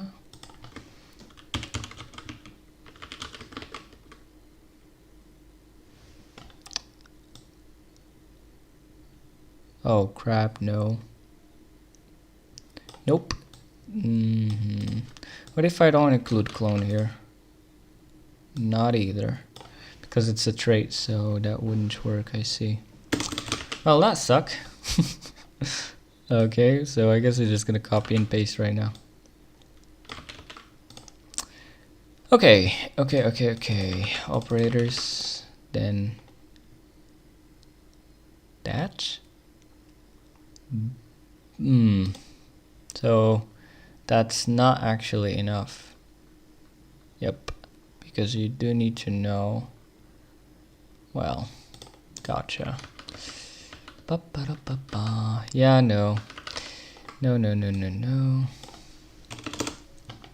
Yeah, honestly, you know what I'm gonna do right now? Just copy this. Who cares? Just copy this. Put it here, please. Thank you. And let's just remove this for a second. And let's do semicolon here. Let's call this exponent is equal to that. Or we could make one for... Yeah, we can, but...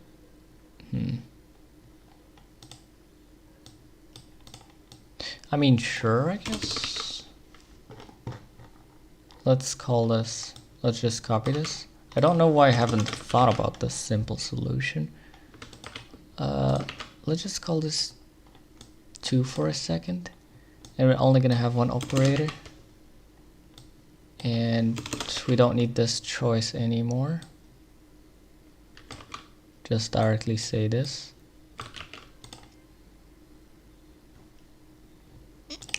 Yeah, and there you go. Now let's use the second version. Let's use it here. So before the product, I think we have the exponent, which is gonna be, oops. It's gonna be equal to this, and then we're gonna have the unit operator, yeah.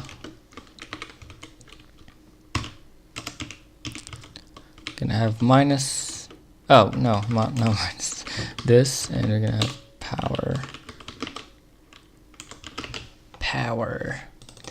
exponent product. Okay. And one thing here though is that it honestly makes more sense to name this 2 instead of this. So let's rename this to binary parser. Let's rename it 3 for a second. Let's rename this.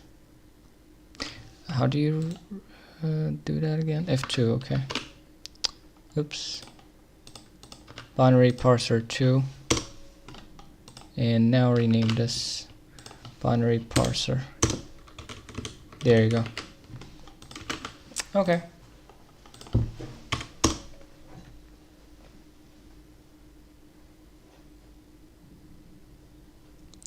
Rich. So what's up now? Exponent unit operator.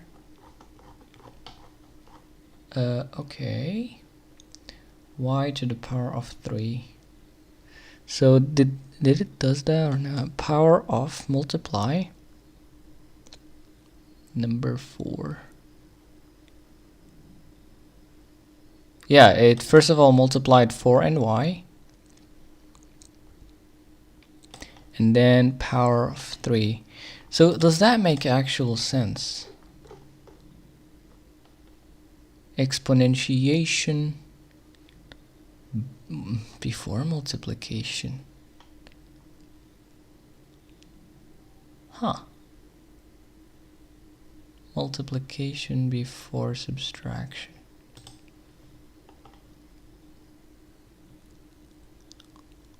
So with that, I guess you would need to say y to the power of 3, right? But it said 4y to the power of 3. Well, that's interesting. But actually no, we're basically handling this as its own expression because it's together. So maybe that get a pass. But yeah. All right. So what we have here right now, just this 4y, right? This one right here. We're gonna make it into a pow.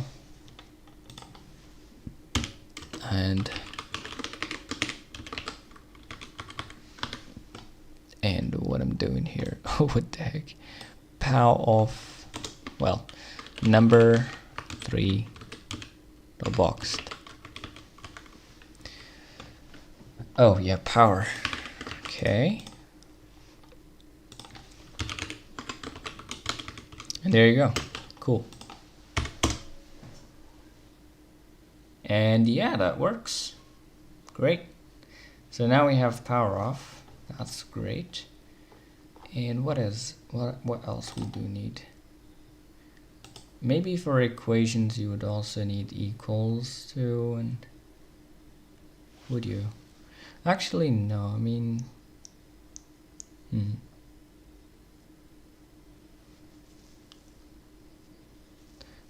equal is not really an expression.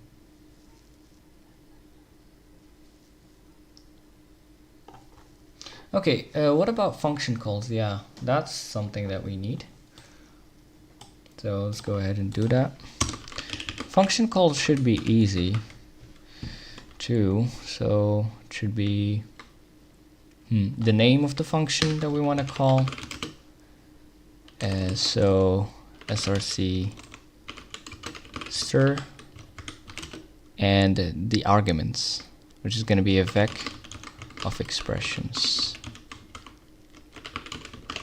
Yeah, that's the call. And this is kind of special, not really binary. I don't know what you call this. Tuples, I guess. And actually this is in some sense, well, hold on a second. Actually we're gonna have a little trouble here. Yeah, we do. So we're allowing this, or is it? Hold on. We're allowing like a number and then, actually no, that should be fine. Because here what we're allowing is a number and after it, you know, yeah. But that does mean that you cannot use, let's say, x or whatever and then multiplied. So order matters. Yeah, I mean, sure. Okay, well, let's just try it. Let's just try anyways. And here, do I want an expression or a tuple?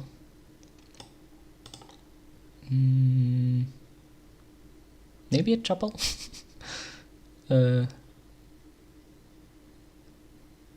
Yeah, I'm not sure how I'm gonna handle that, but we'll see.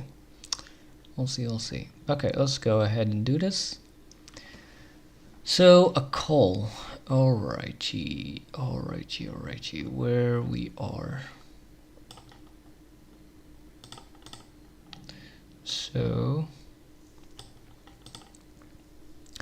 maybe let's put it here, I guess, for now. And let's say it's basically going to be an identifier. And after that identifier, you would have then basically, yeah, I have this on my other code here. Where is it? Delimited by and repeated. Come on, main rs.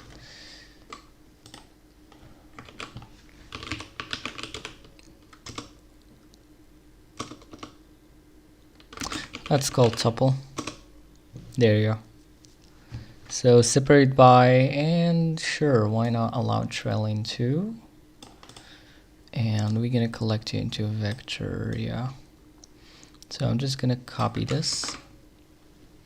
Then expression, I would probably need a clone again, right? Not sure about that. Yeah, I do.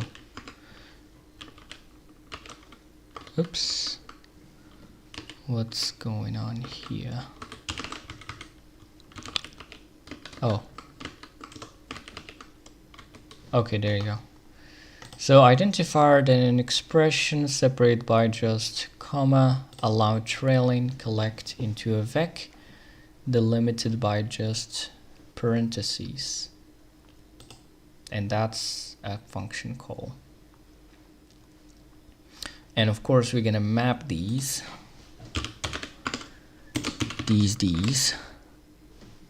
Let's see. Yeah, we're gonna get the name and the arguments like this. Yeah, and then we're gonna basically say, well then can't we make that into this?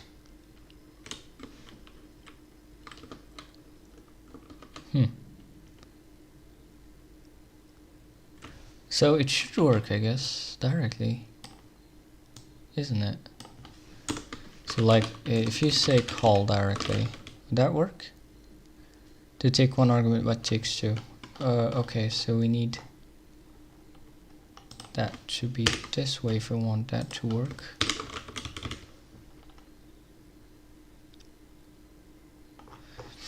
And okay, so what's up now?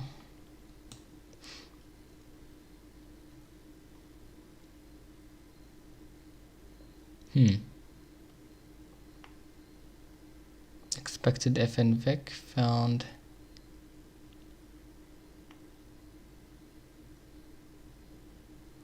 What?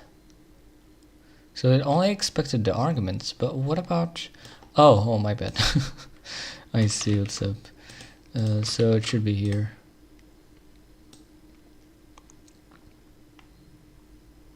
Expected function signature expression. Oh.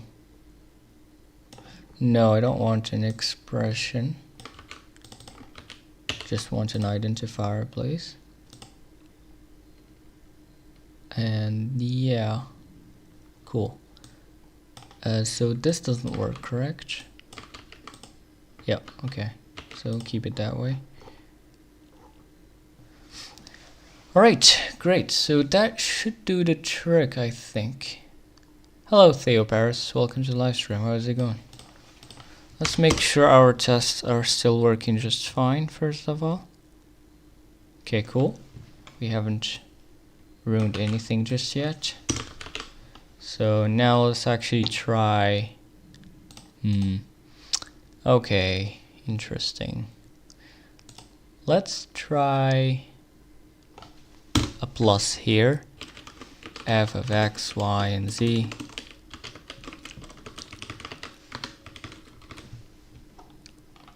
Or, you know, sin. So let's just go with sine of x, right? And yeah, let's see if this works.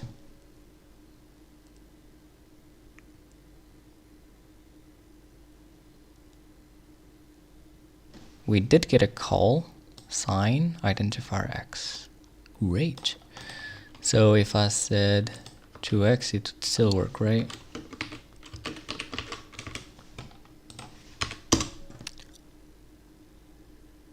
Oh, my bad.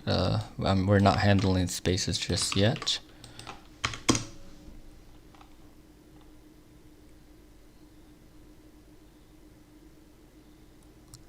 And yeah, we're getting call sign, add, multiply, number 2, x pi, plus pi, yeah. Yep, pretty cool. Lovely. We can also say, I guess, I don't know, y to the power of 3. I mean, sine doesn't take multiple arguments. Anyways, let's see. Let's remove this little space right here. Oops. Okay, so sine, add, multiply, and the other argument is power identifier. Yeah, that works perfectly. Great. Let's just call this f, honestly. And you are allowed to use comma as a trailing comma. Did I miss that? Maybe. No, it's good. Okay, cool. So.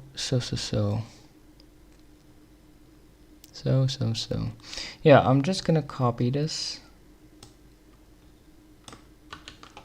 Like, I have to paste it here. And let's just box everything. Oh crap, boxed. Let's go. Boxed.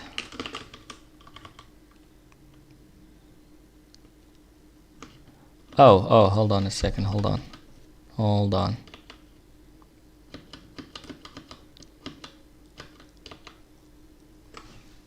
So, something that is interesting here, well, we should make this a vec. Yeah. And there you go, cool. Now we could box this. Can box that. Add boxed, boxed. Okay, let me just copy this, what I'm doing.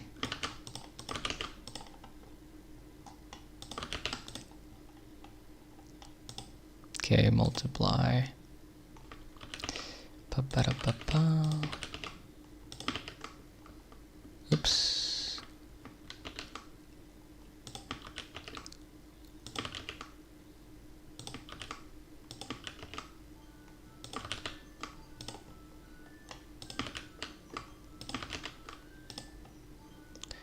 Arguments to this enum variant are incorrect, yeah.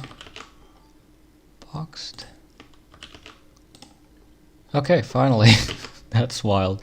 I should probably make some builder for expressions like this. Honestly, yeah, that would be great. Because this is horrible. But it works, I guess. For now. And there you go. And honestly, I should change this just for now to it works. It works. Okay, great. So we have function calls too now, which is amazing. Okay, is there anything else we're missing? A square root, you could just use a function. But we could make a custom symbol first. Square root, I guess. Like, in fact, maybe we could even use the square root's Unicode symbol. I'm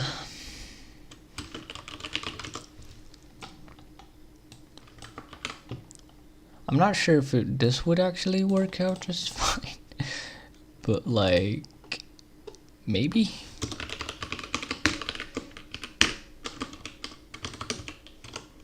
So let's just search parser.parse.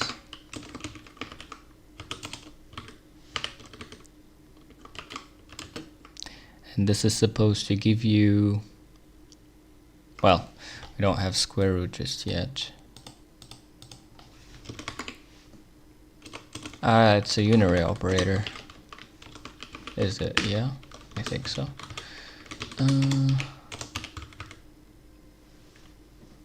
Square root. It's gonna have a box expression. There you go. And now, okay, so that would be square root of 2. Of number 2, right?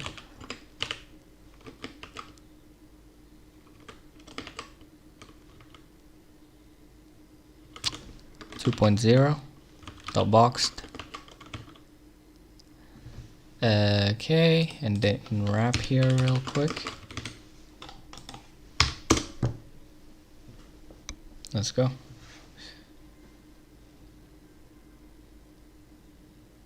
Yeah, so let's try to program that, I guess, and see if it works by any chance.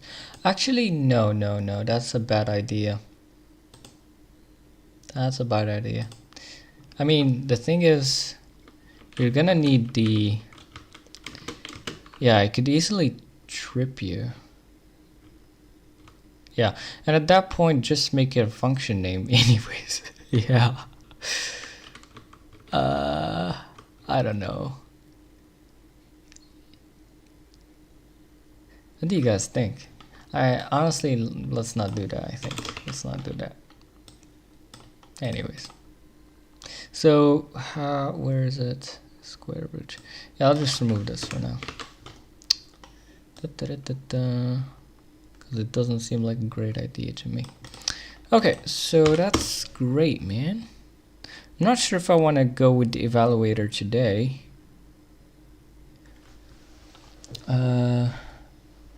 But one thing that I want to do for sure is to clean up this mess into some builder pattern. So like, for example, you would hopefully be able to say,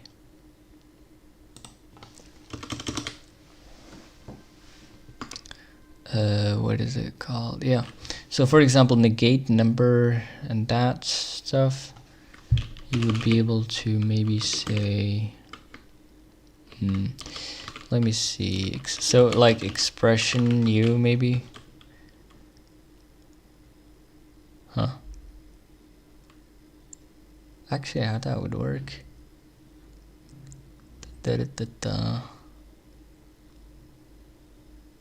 Actually, you know what I could do? I could use operator overloading. Yeah, that's something. But would that really work that well? Interesting. I mean, let's try it. Yeah, let's try it. So if I impl,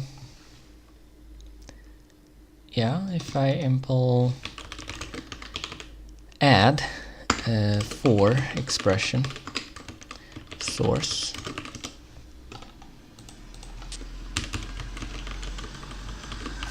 missing type output, and fn add sure. No code actions available. Interesting. Weird. Anyways, type output is equal to it's probably gonna be maybe expression or box expression, we'll see. And fn add self output. And so self RHS. Okay, so we're gonna basically say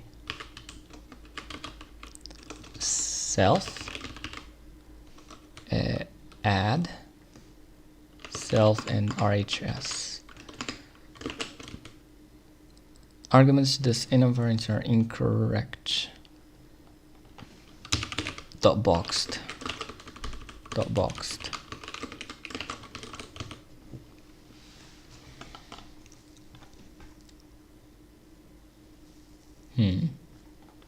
Let's see if this would work as expected. So for example,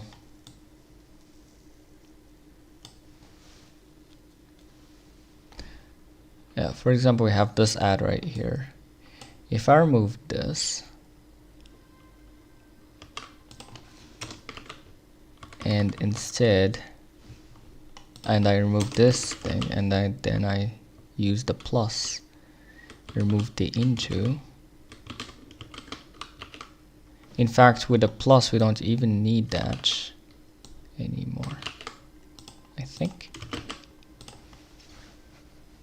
And you would be able to do it like this. I think that works. Actually. So instead of add, let's try the same here.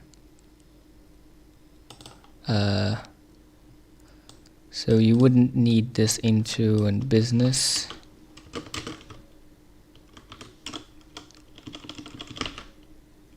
The only thing you would need is the box, but even that, yeah, so you'd need it like this. Yeah, actually that seems to work for me. That seems great. Yeah, great. Okay, so let's implement these to make our lives a bit easier. I should have probably done this before. But yeah. Sub. Import this guy, please. Use std op's sub. And missing sub. And instead of add, we're just gonna go with sub. Isn't it? Oh, subtract. That should do the trick. And yeah, same thing with the other ones. Honestly, just import everything. And let's go with mul.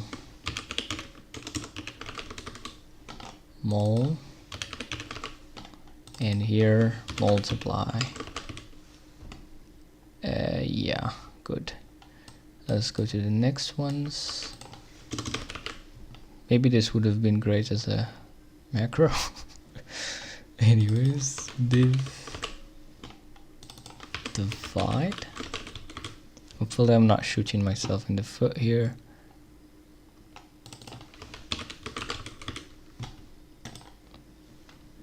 And there you go. Mul div sub. Great.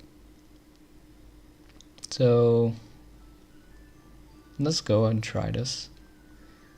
So we have this, okay? So instead of divide, can hopefully remove this, remove the boxing, and remove the comma, and just say divide.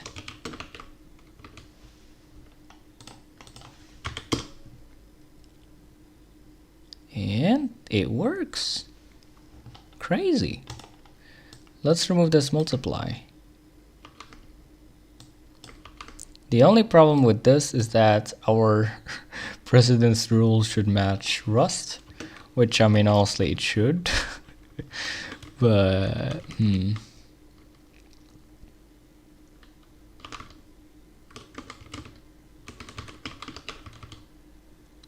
so now I say number 1 number plus number 2 times number 3 divided by number 4. Is that correct? Let's go. That's way better.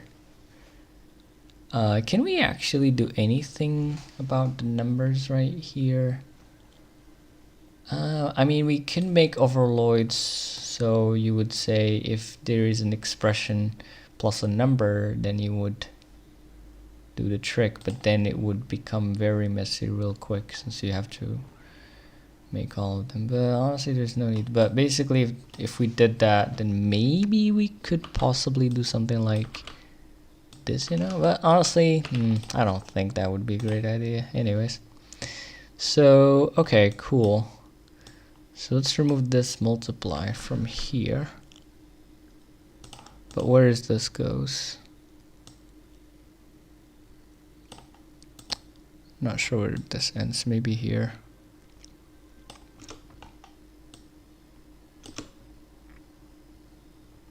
Instead of the comma, we're gonna have a multiply here.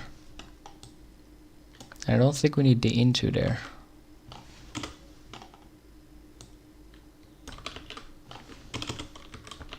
Oops. Though we do need the into at the end of, well, we don't after we remove the divide too. So that's great. Let's remove this divide.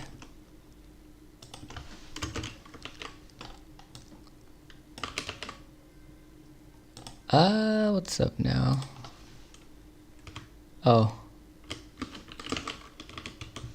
Yeah. Times number 3 divided by number 4. It's as simple as that. Let's go. Way better. Great. Amazing. I should have done this earlier, man. Oh. Anyways. How's the stream going, by the way? Seems good to me. Alright, let's convert the other test stuff. Let's see. So number 2. Yeah, let's just first of all just remove all the boxing. All the boxing stuff, remove it. We don't need them.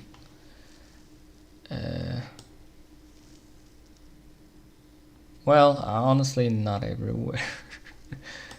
Yeah, in the tests here. So, oh, negate.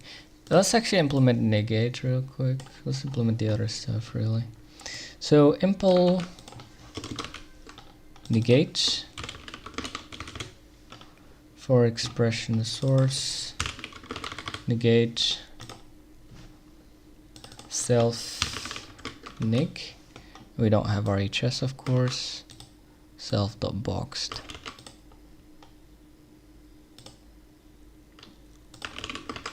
There you go. So yeah. So that would mean that we can get rid of this negate, hopefully. Minus here.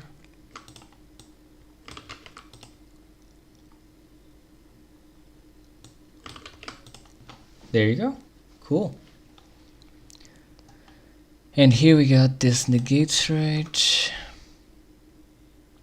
We're not gonna need them anymore. If everything works correctly, then we should be able to just do this. Cargo T. That is amazing, man. Okay. Minus number.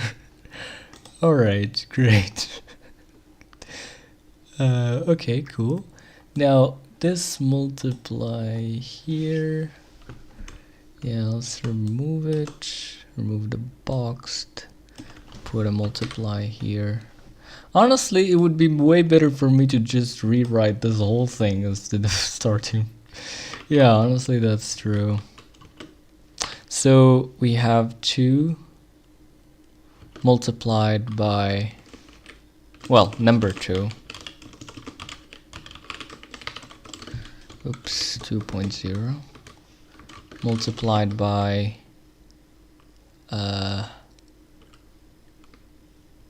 number 3.0 plus, well, times x, right? Times identifier x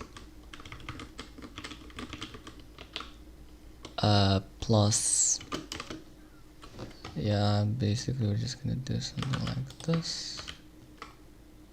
3. So this would be 4y. 4y, and to the power of 3 is going to go after these. So this would be dot pow 3, number 3. But I haven't done pow yet. So let's go ahead and do it. Impl pow.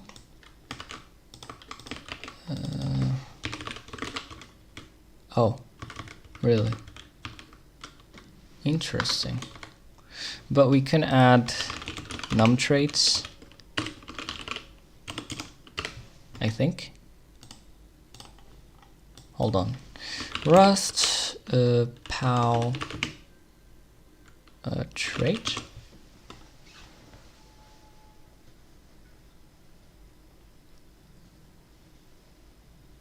Yeah, I don't think that would work.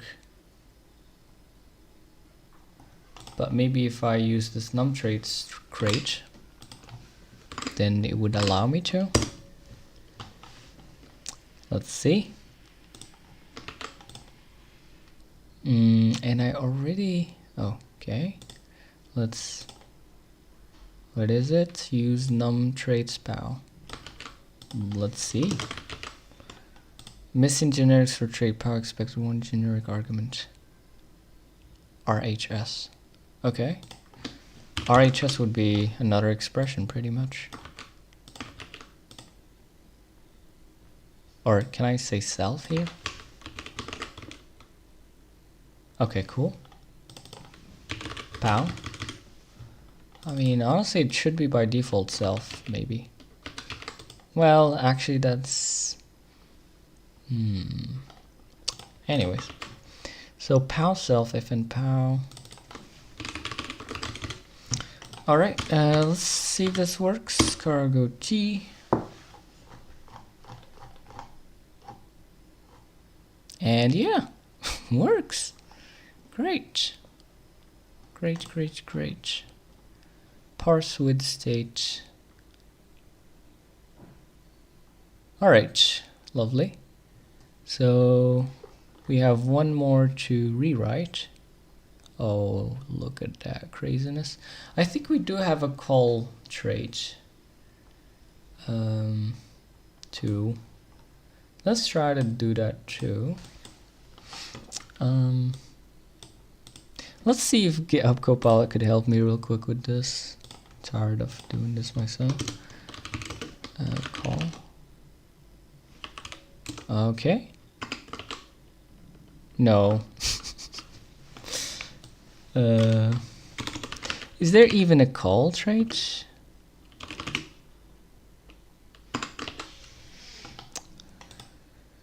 Can I find trait call in this scope?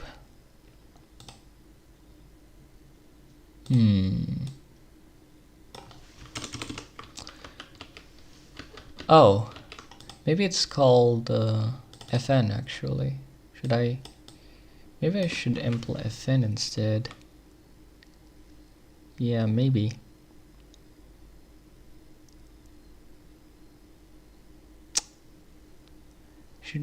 Do we want fn once or fn? I mean, let's go with what the AI said anyways. Let's see if it's any good. Expected R angle. The precise format is subject to change.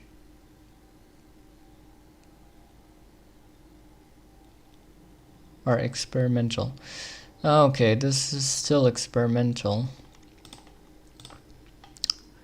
Okay, hold on. Rust implement fn trait. And let's see if this is any. I don't think that would be good, to be honest, since it's probably requires me to have the arguments.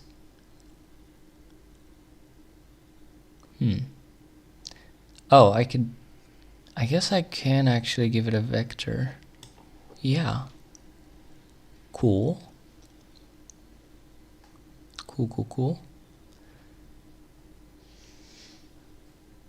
Impl fn once. Okay. But what is the problem here?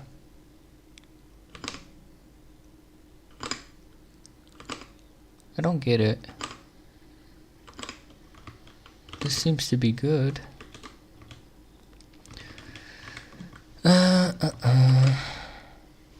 Honestly, copy this guy.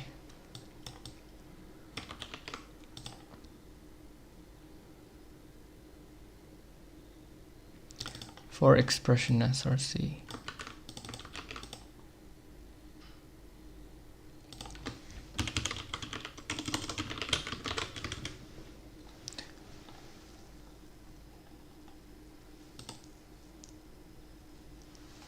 Precise format of fn family trace. Subject should change.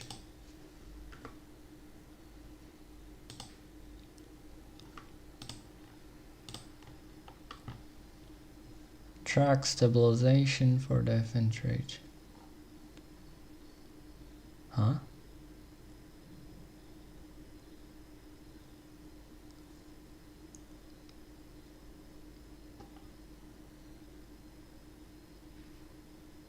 Interesting.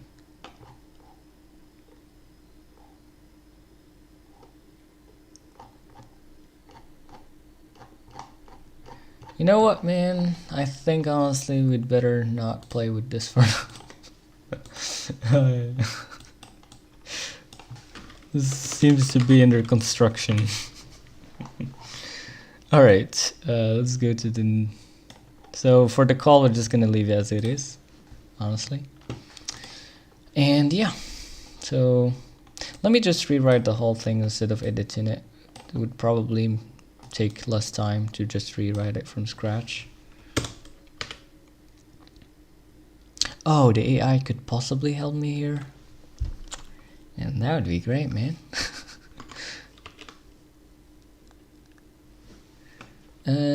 Okay. So what it did get wrong here? Oh crap. It's thinking that it could do 4 like this. I forgot about that I have an AI already. but even here it didn't seem to produce a correct, or at least not fully correct. Well, let's just do this little tweak and see if that's the only problem there.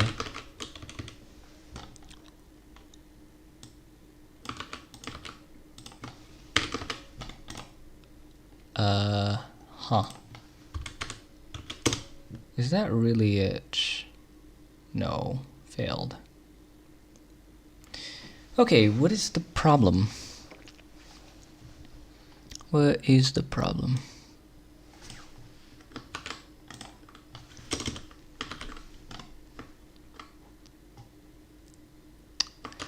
It would be great if we can see this in a better format. Anyways, add multiply number 2, add multiply number 3, identifier x power multiply, identifier y number 3, call f, add multiply number 2, identifier x, identifier pi. What? Hold on.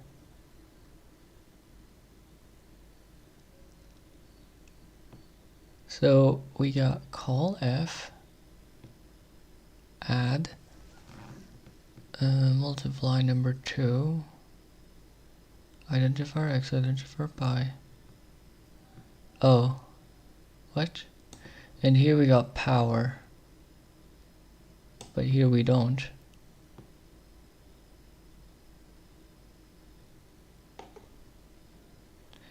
Okay, gotcha. Cool. So let's actually do this. Dot pow.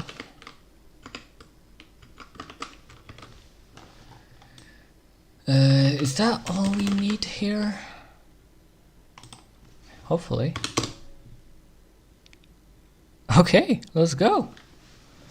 We have wrote the whole thing. Nice. Nice, nice, nice.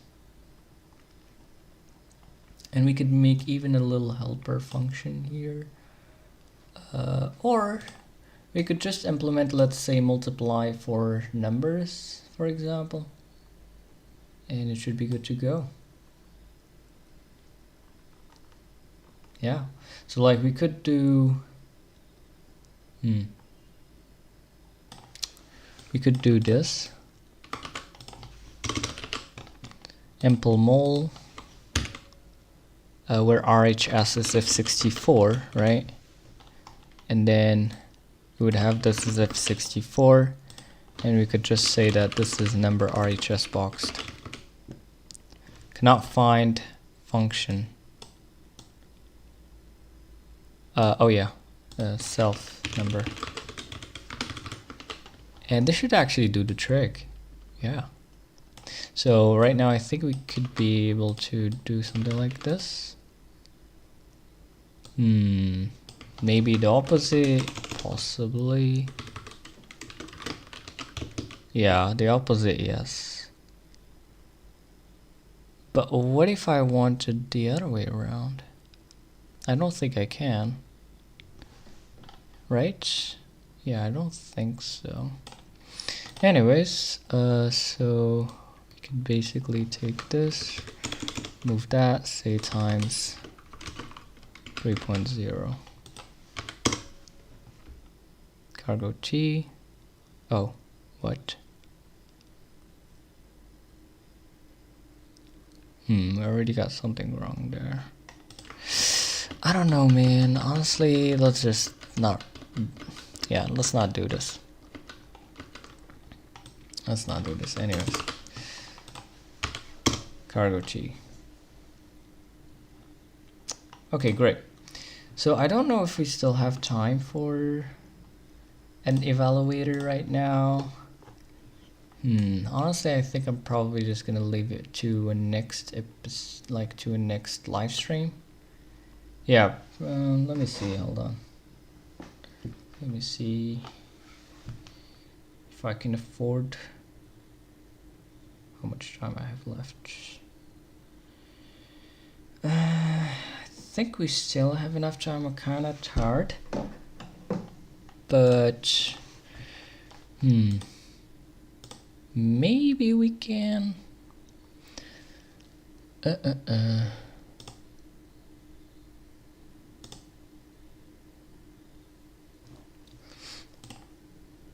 I mean, we can try. If it seems like it's a lot of work, then yeah, we're gonna leave it for the next stream.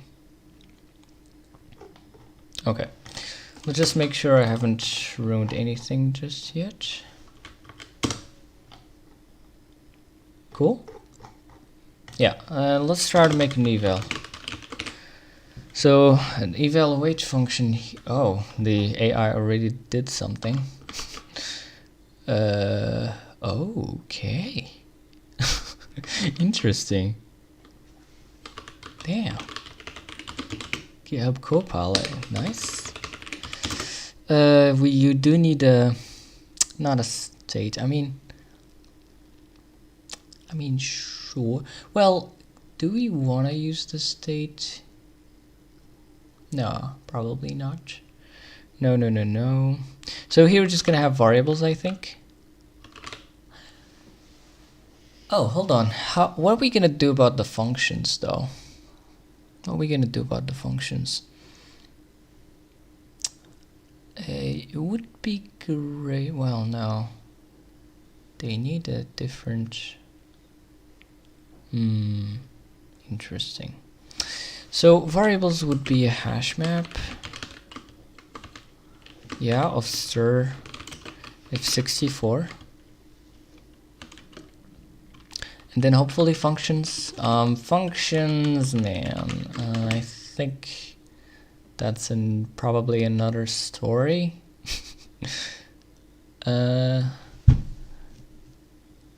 F64.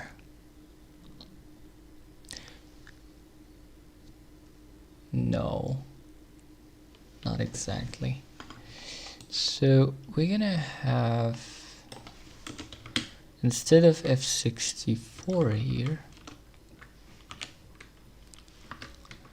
gonna have vector.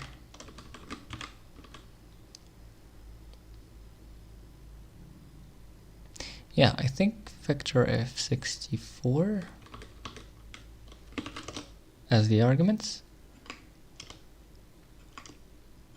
And let's just see what the AI would do here.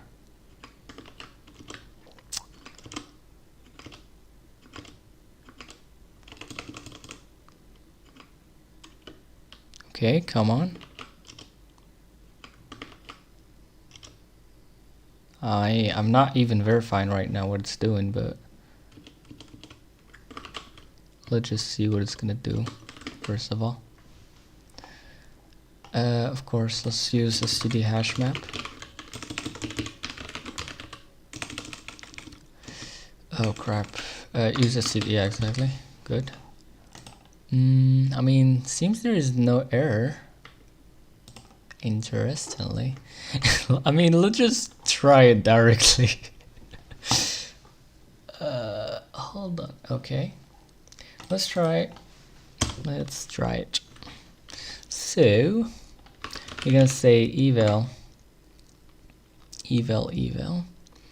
and we're gonna say, so the expression would be parse with state. So parser.parse with state. The input would be, let's start simple, mutable state.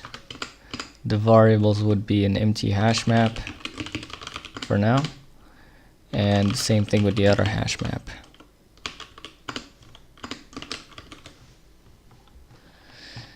Mismatch types expected reference found struct. Yeah, true. In wrap this. Oh, it is expecting a reference. Okay.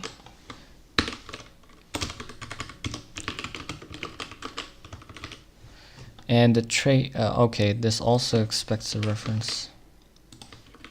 Though I think we can maybe just push it directly here. Yeah. Okay. Cool. All right. So can I assert EQ that this is equal to 3?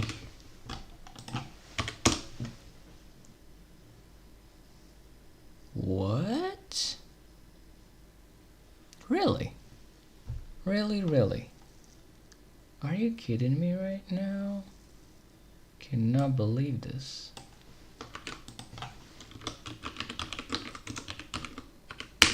Well, dbj.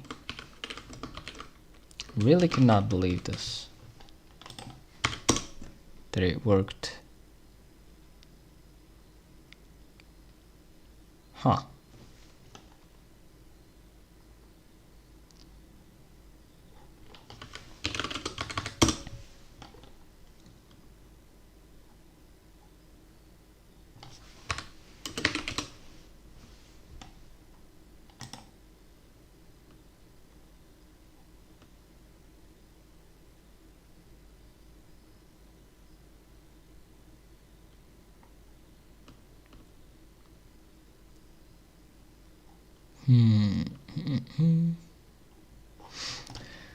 Hold on a second.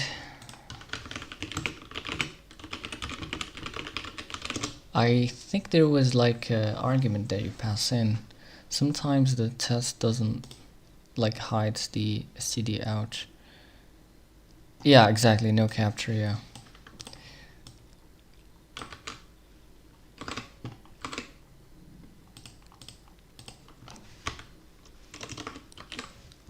So maybe that's it.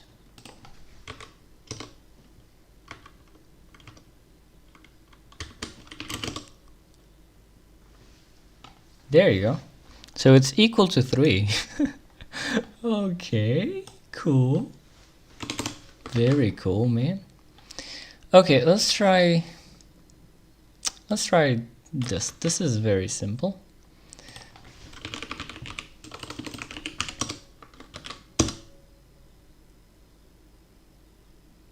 Hopefully it didn't include that floating business. I hate that. Let me just make sure. Oh, okay, it's fine, yeah. Good. So let's try this out.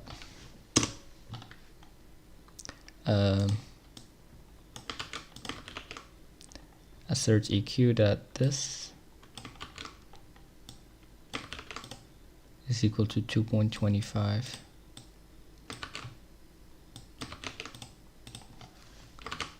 And let's find out.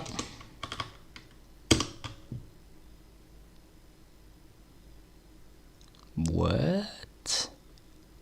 This seems to work, man. Crazy. Okay. What if I said X here? Of course it would fail, since he won't find it in the hash map. Yeah, option in wrap, let's go. But if I add it here into the variables,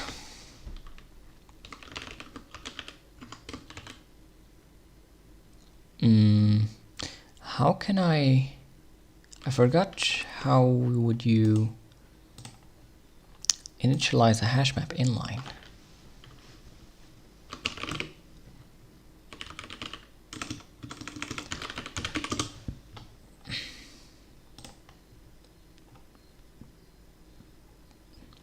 No, inline. Is it possible even? I think it is.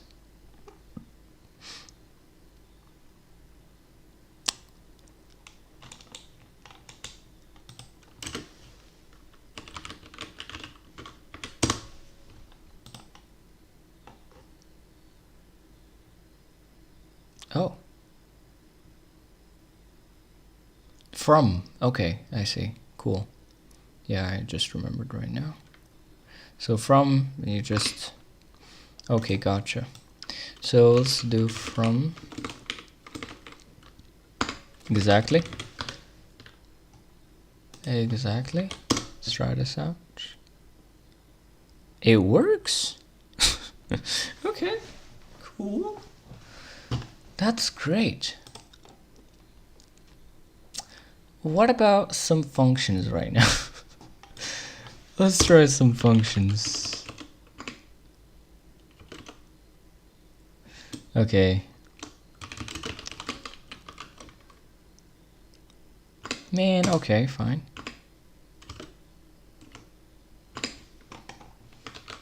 let the AI generate the tests. Oh my god. The best thing that they could do, that it can do. All right, so that's not perfect.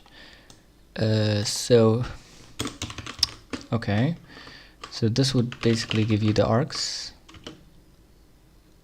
I think, and you would go ahead and say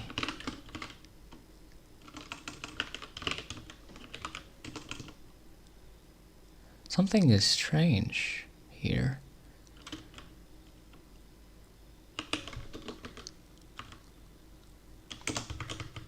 Weird.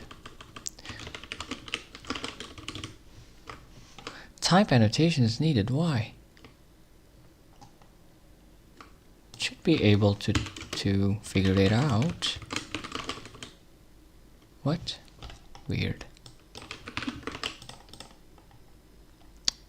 Oh, maybe because they have two conflicting things, right?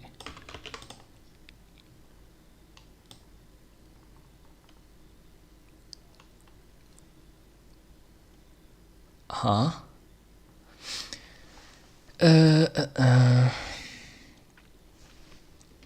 Let's remove this. Still, type annotation is needed. Interesting.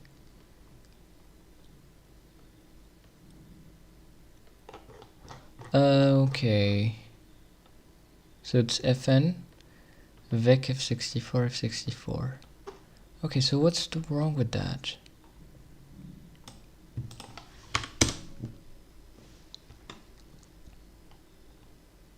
Expected hash map? Sir, oh, I see. I see. I see. So basically,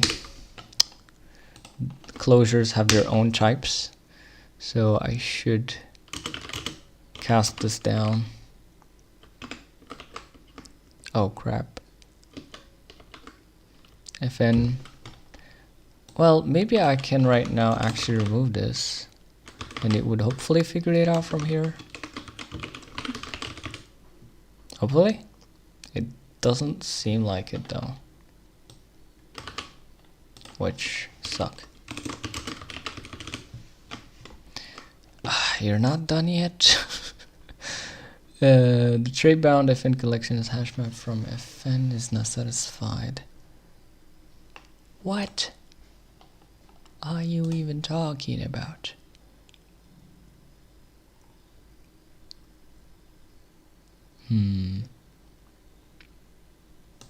That's strange.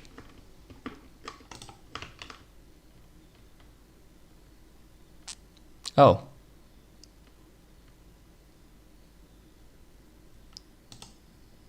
Really? I'm confused.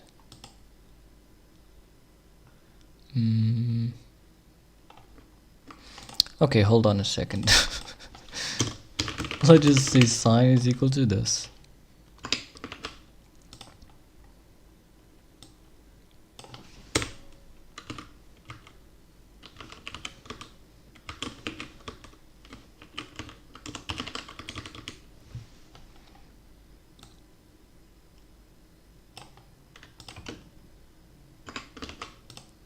Okay, so that works. I don't know what didn't work there.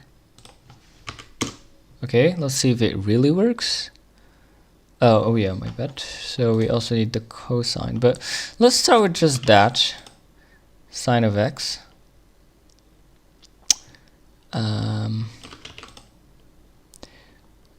So for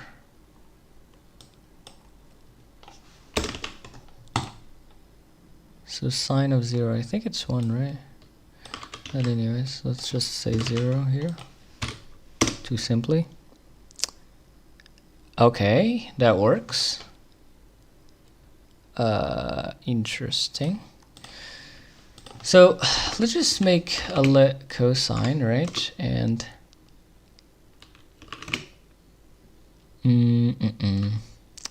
let x and y is equal to that, yeah. And x like that, and y, and now we just say, well, just say x though. Oops.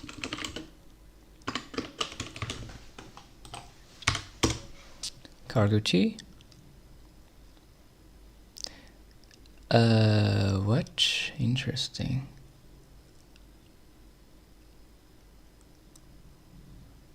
Oh yeah, my bad.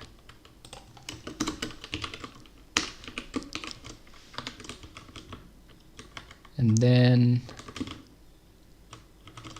well, let's just make this into, I don't know, type F. Can I do that? Okay. And okay, and cosine is F. Cargo T.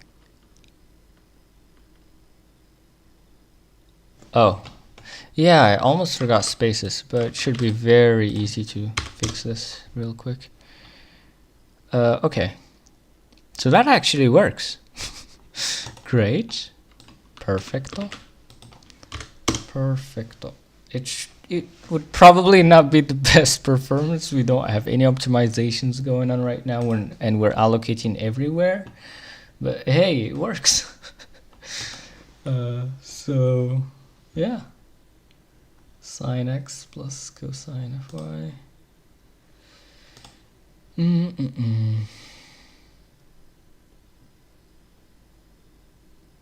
Cool. Pretty cool. Pretty cool. So is there anything else we want here? And we can actually add spaces very easily. So let's say we have that. And I don't know, let's even have spaces here, here.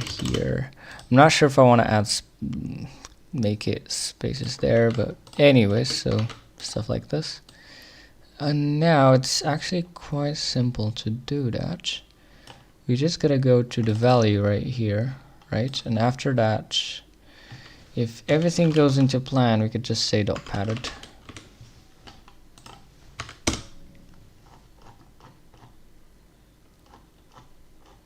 There you go. It's as simple as that. Let's go. Okay, now of course if you do add a space here, let's say, then it wouldn't work. But we can, if we want to allow that, then we can fix that too by going to, I mean, honestly,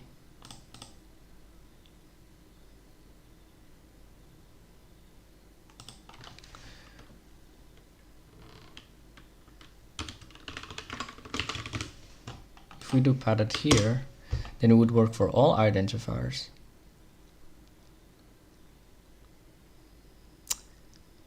That certainly doesn't work. Yeah, because here we're using the identifier. Okay, gotcha. So we're using a custom one here. Like, we're not using the same value. Okay. And there you go. So now that works too. Great. Perfecto. And yeah, there you go. Let's go. So we have made an evaluator too. With the tests and everything. That is amazing. So I don't know if I have any other idea right now to add. And by the way, let's revisit what the AI did. So we have eval, right? And we have match expression number n. So yeah, we just do that. Identifier variables get ID. Though here we're in wrapping. Though I would rather go with the result actually. And then the user could do whatever he wants with that. So yeah, so negate minus eval a variables comma functions, and then here evaluate a variables functions plus eval. So you notice hold on a second, yeah, that's good. Anyways, eval minus, yeah, that seems good to me. Though actually we could possibly, hold on. Yeah, we could write this a bit better maybe, but anyways, it's fine like this. Pow_f, it didn't use pow, it uses pow_f. Okay, yeah, makes sense, because the other one is a float.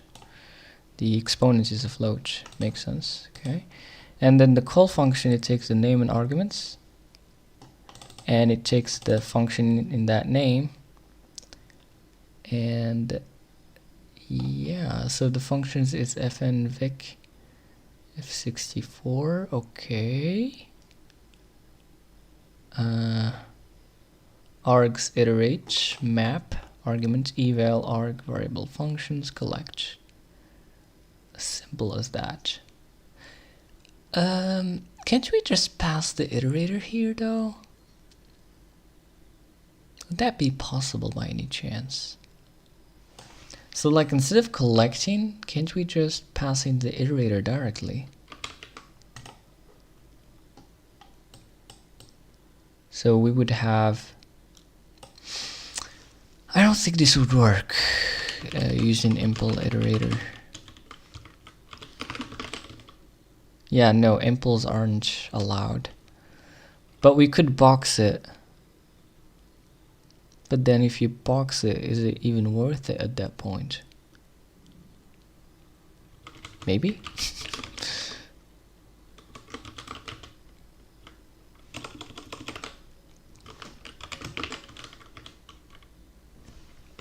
Trait takes 0 generic arguments.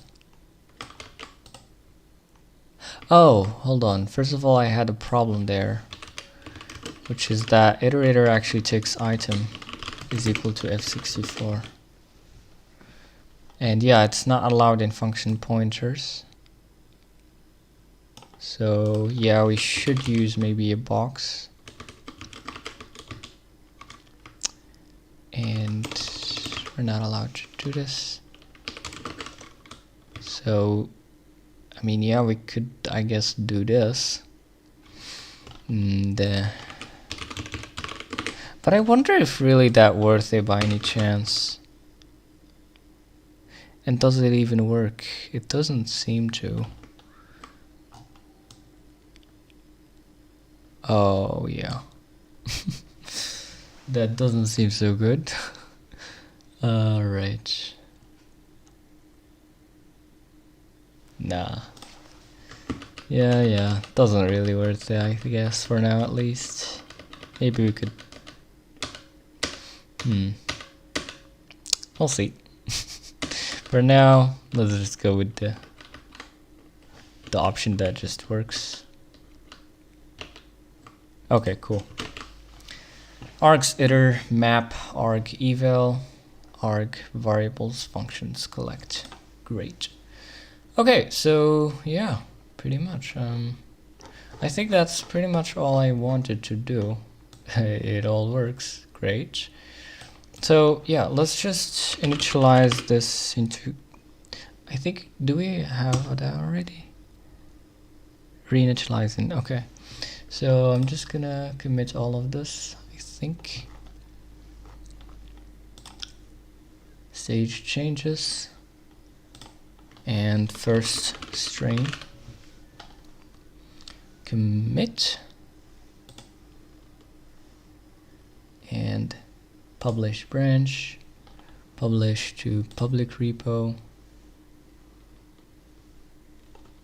Oh, I forgot one thing. These should be public. So, my bad. Expression should be public too. And is there anything else that should be public? Number parser. Not sure about those honestly, but we do need this parser to be public. Type state. Where is state? Let's make this public. Pubfn eval. Okay. There is a lot more work to make this more user-friendly, but for now, this should suffice. You should possibly be able to import this easily and just use it. Pretty much just like in the tests, I think. Make pub and oops, hold on. Always sync changes. And yeah, and we're pretty much done, I think. Crazy. Okay. Where's that called? Kodataku. Math expression parser. Star. I'm my first fan. So make pub. Is everything okay? librs. Seems all good to me. And yeah. There you go. Here's the link to the chat. Feel free to contribute or to open issues, etc. Add a readme. What should I say? Simple math expression parser. Expression parser. Using functional parser combinators.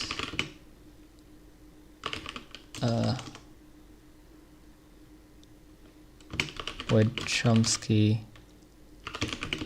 library in Rust programming language. And yeah, so there you go. Feel free to contribute. Simple open source. I don't think it even worth it to say cross-platform. I mean, if such a thing isn't cross-platform, that's a problem. Simple open source math expression parser using functional parser combinators with chumsky library and Rust programming language. I should make it more better, but this should suffice for now, I think. And let's add a license. Or just that. I don't know, I'm not that good with licenses, but I'm just gonna go with MIT. Your license is ready. Commit. And there you go. Done. There you go. Now, just gonna fetch, pull, and we're good to go. Okay, so that was it for the stream. Thank you so much everyone for tuning in. Thanks for Hats and Robert, Whoa GG Gearing, Wanda YS, Lotfi, and finally Theo Paris. Thank you so much for coming in, and see you tomorrow or in the next one. Thanks.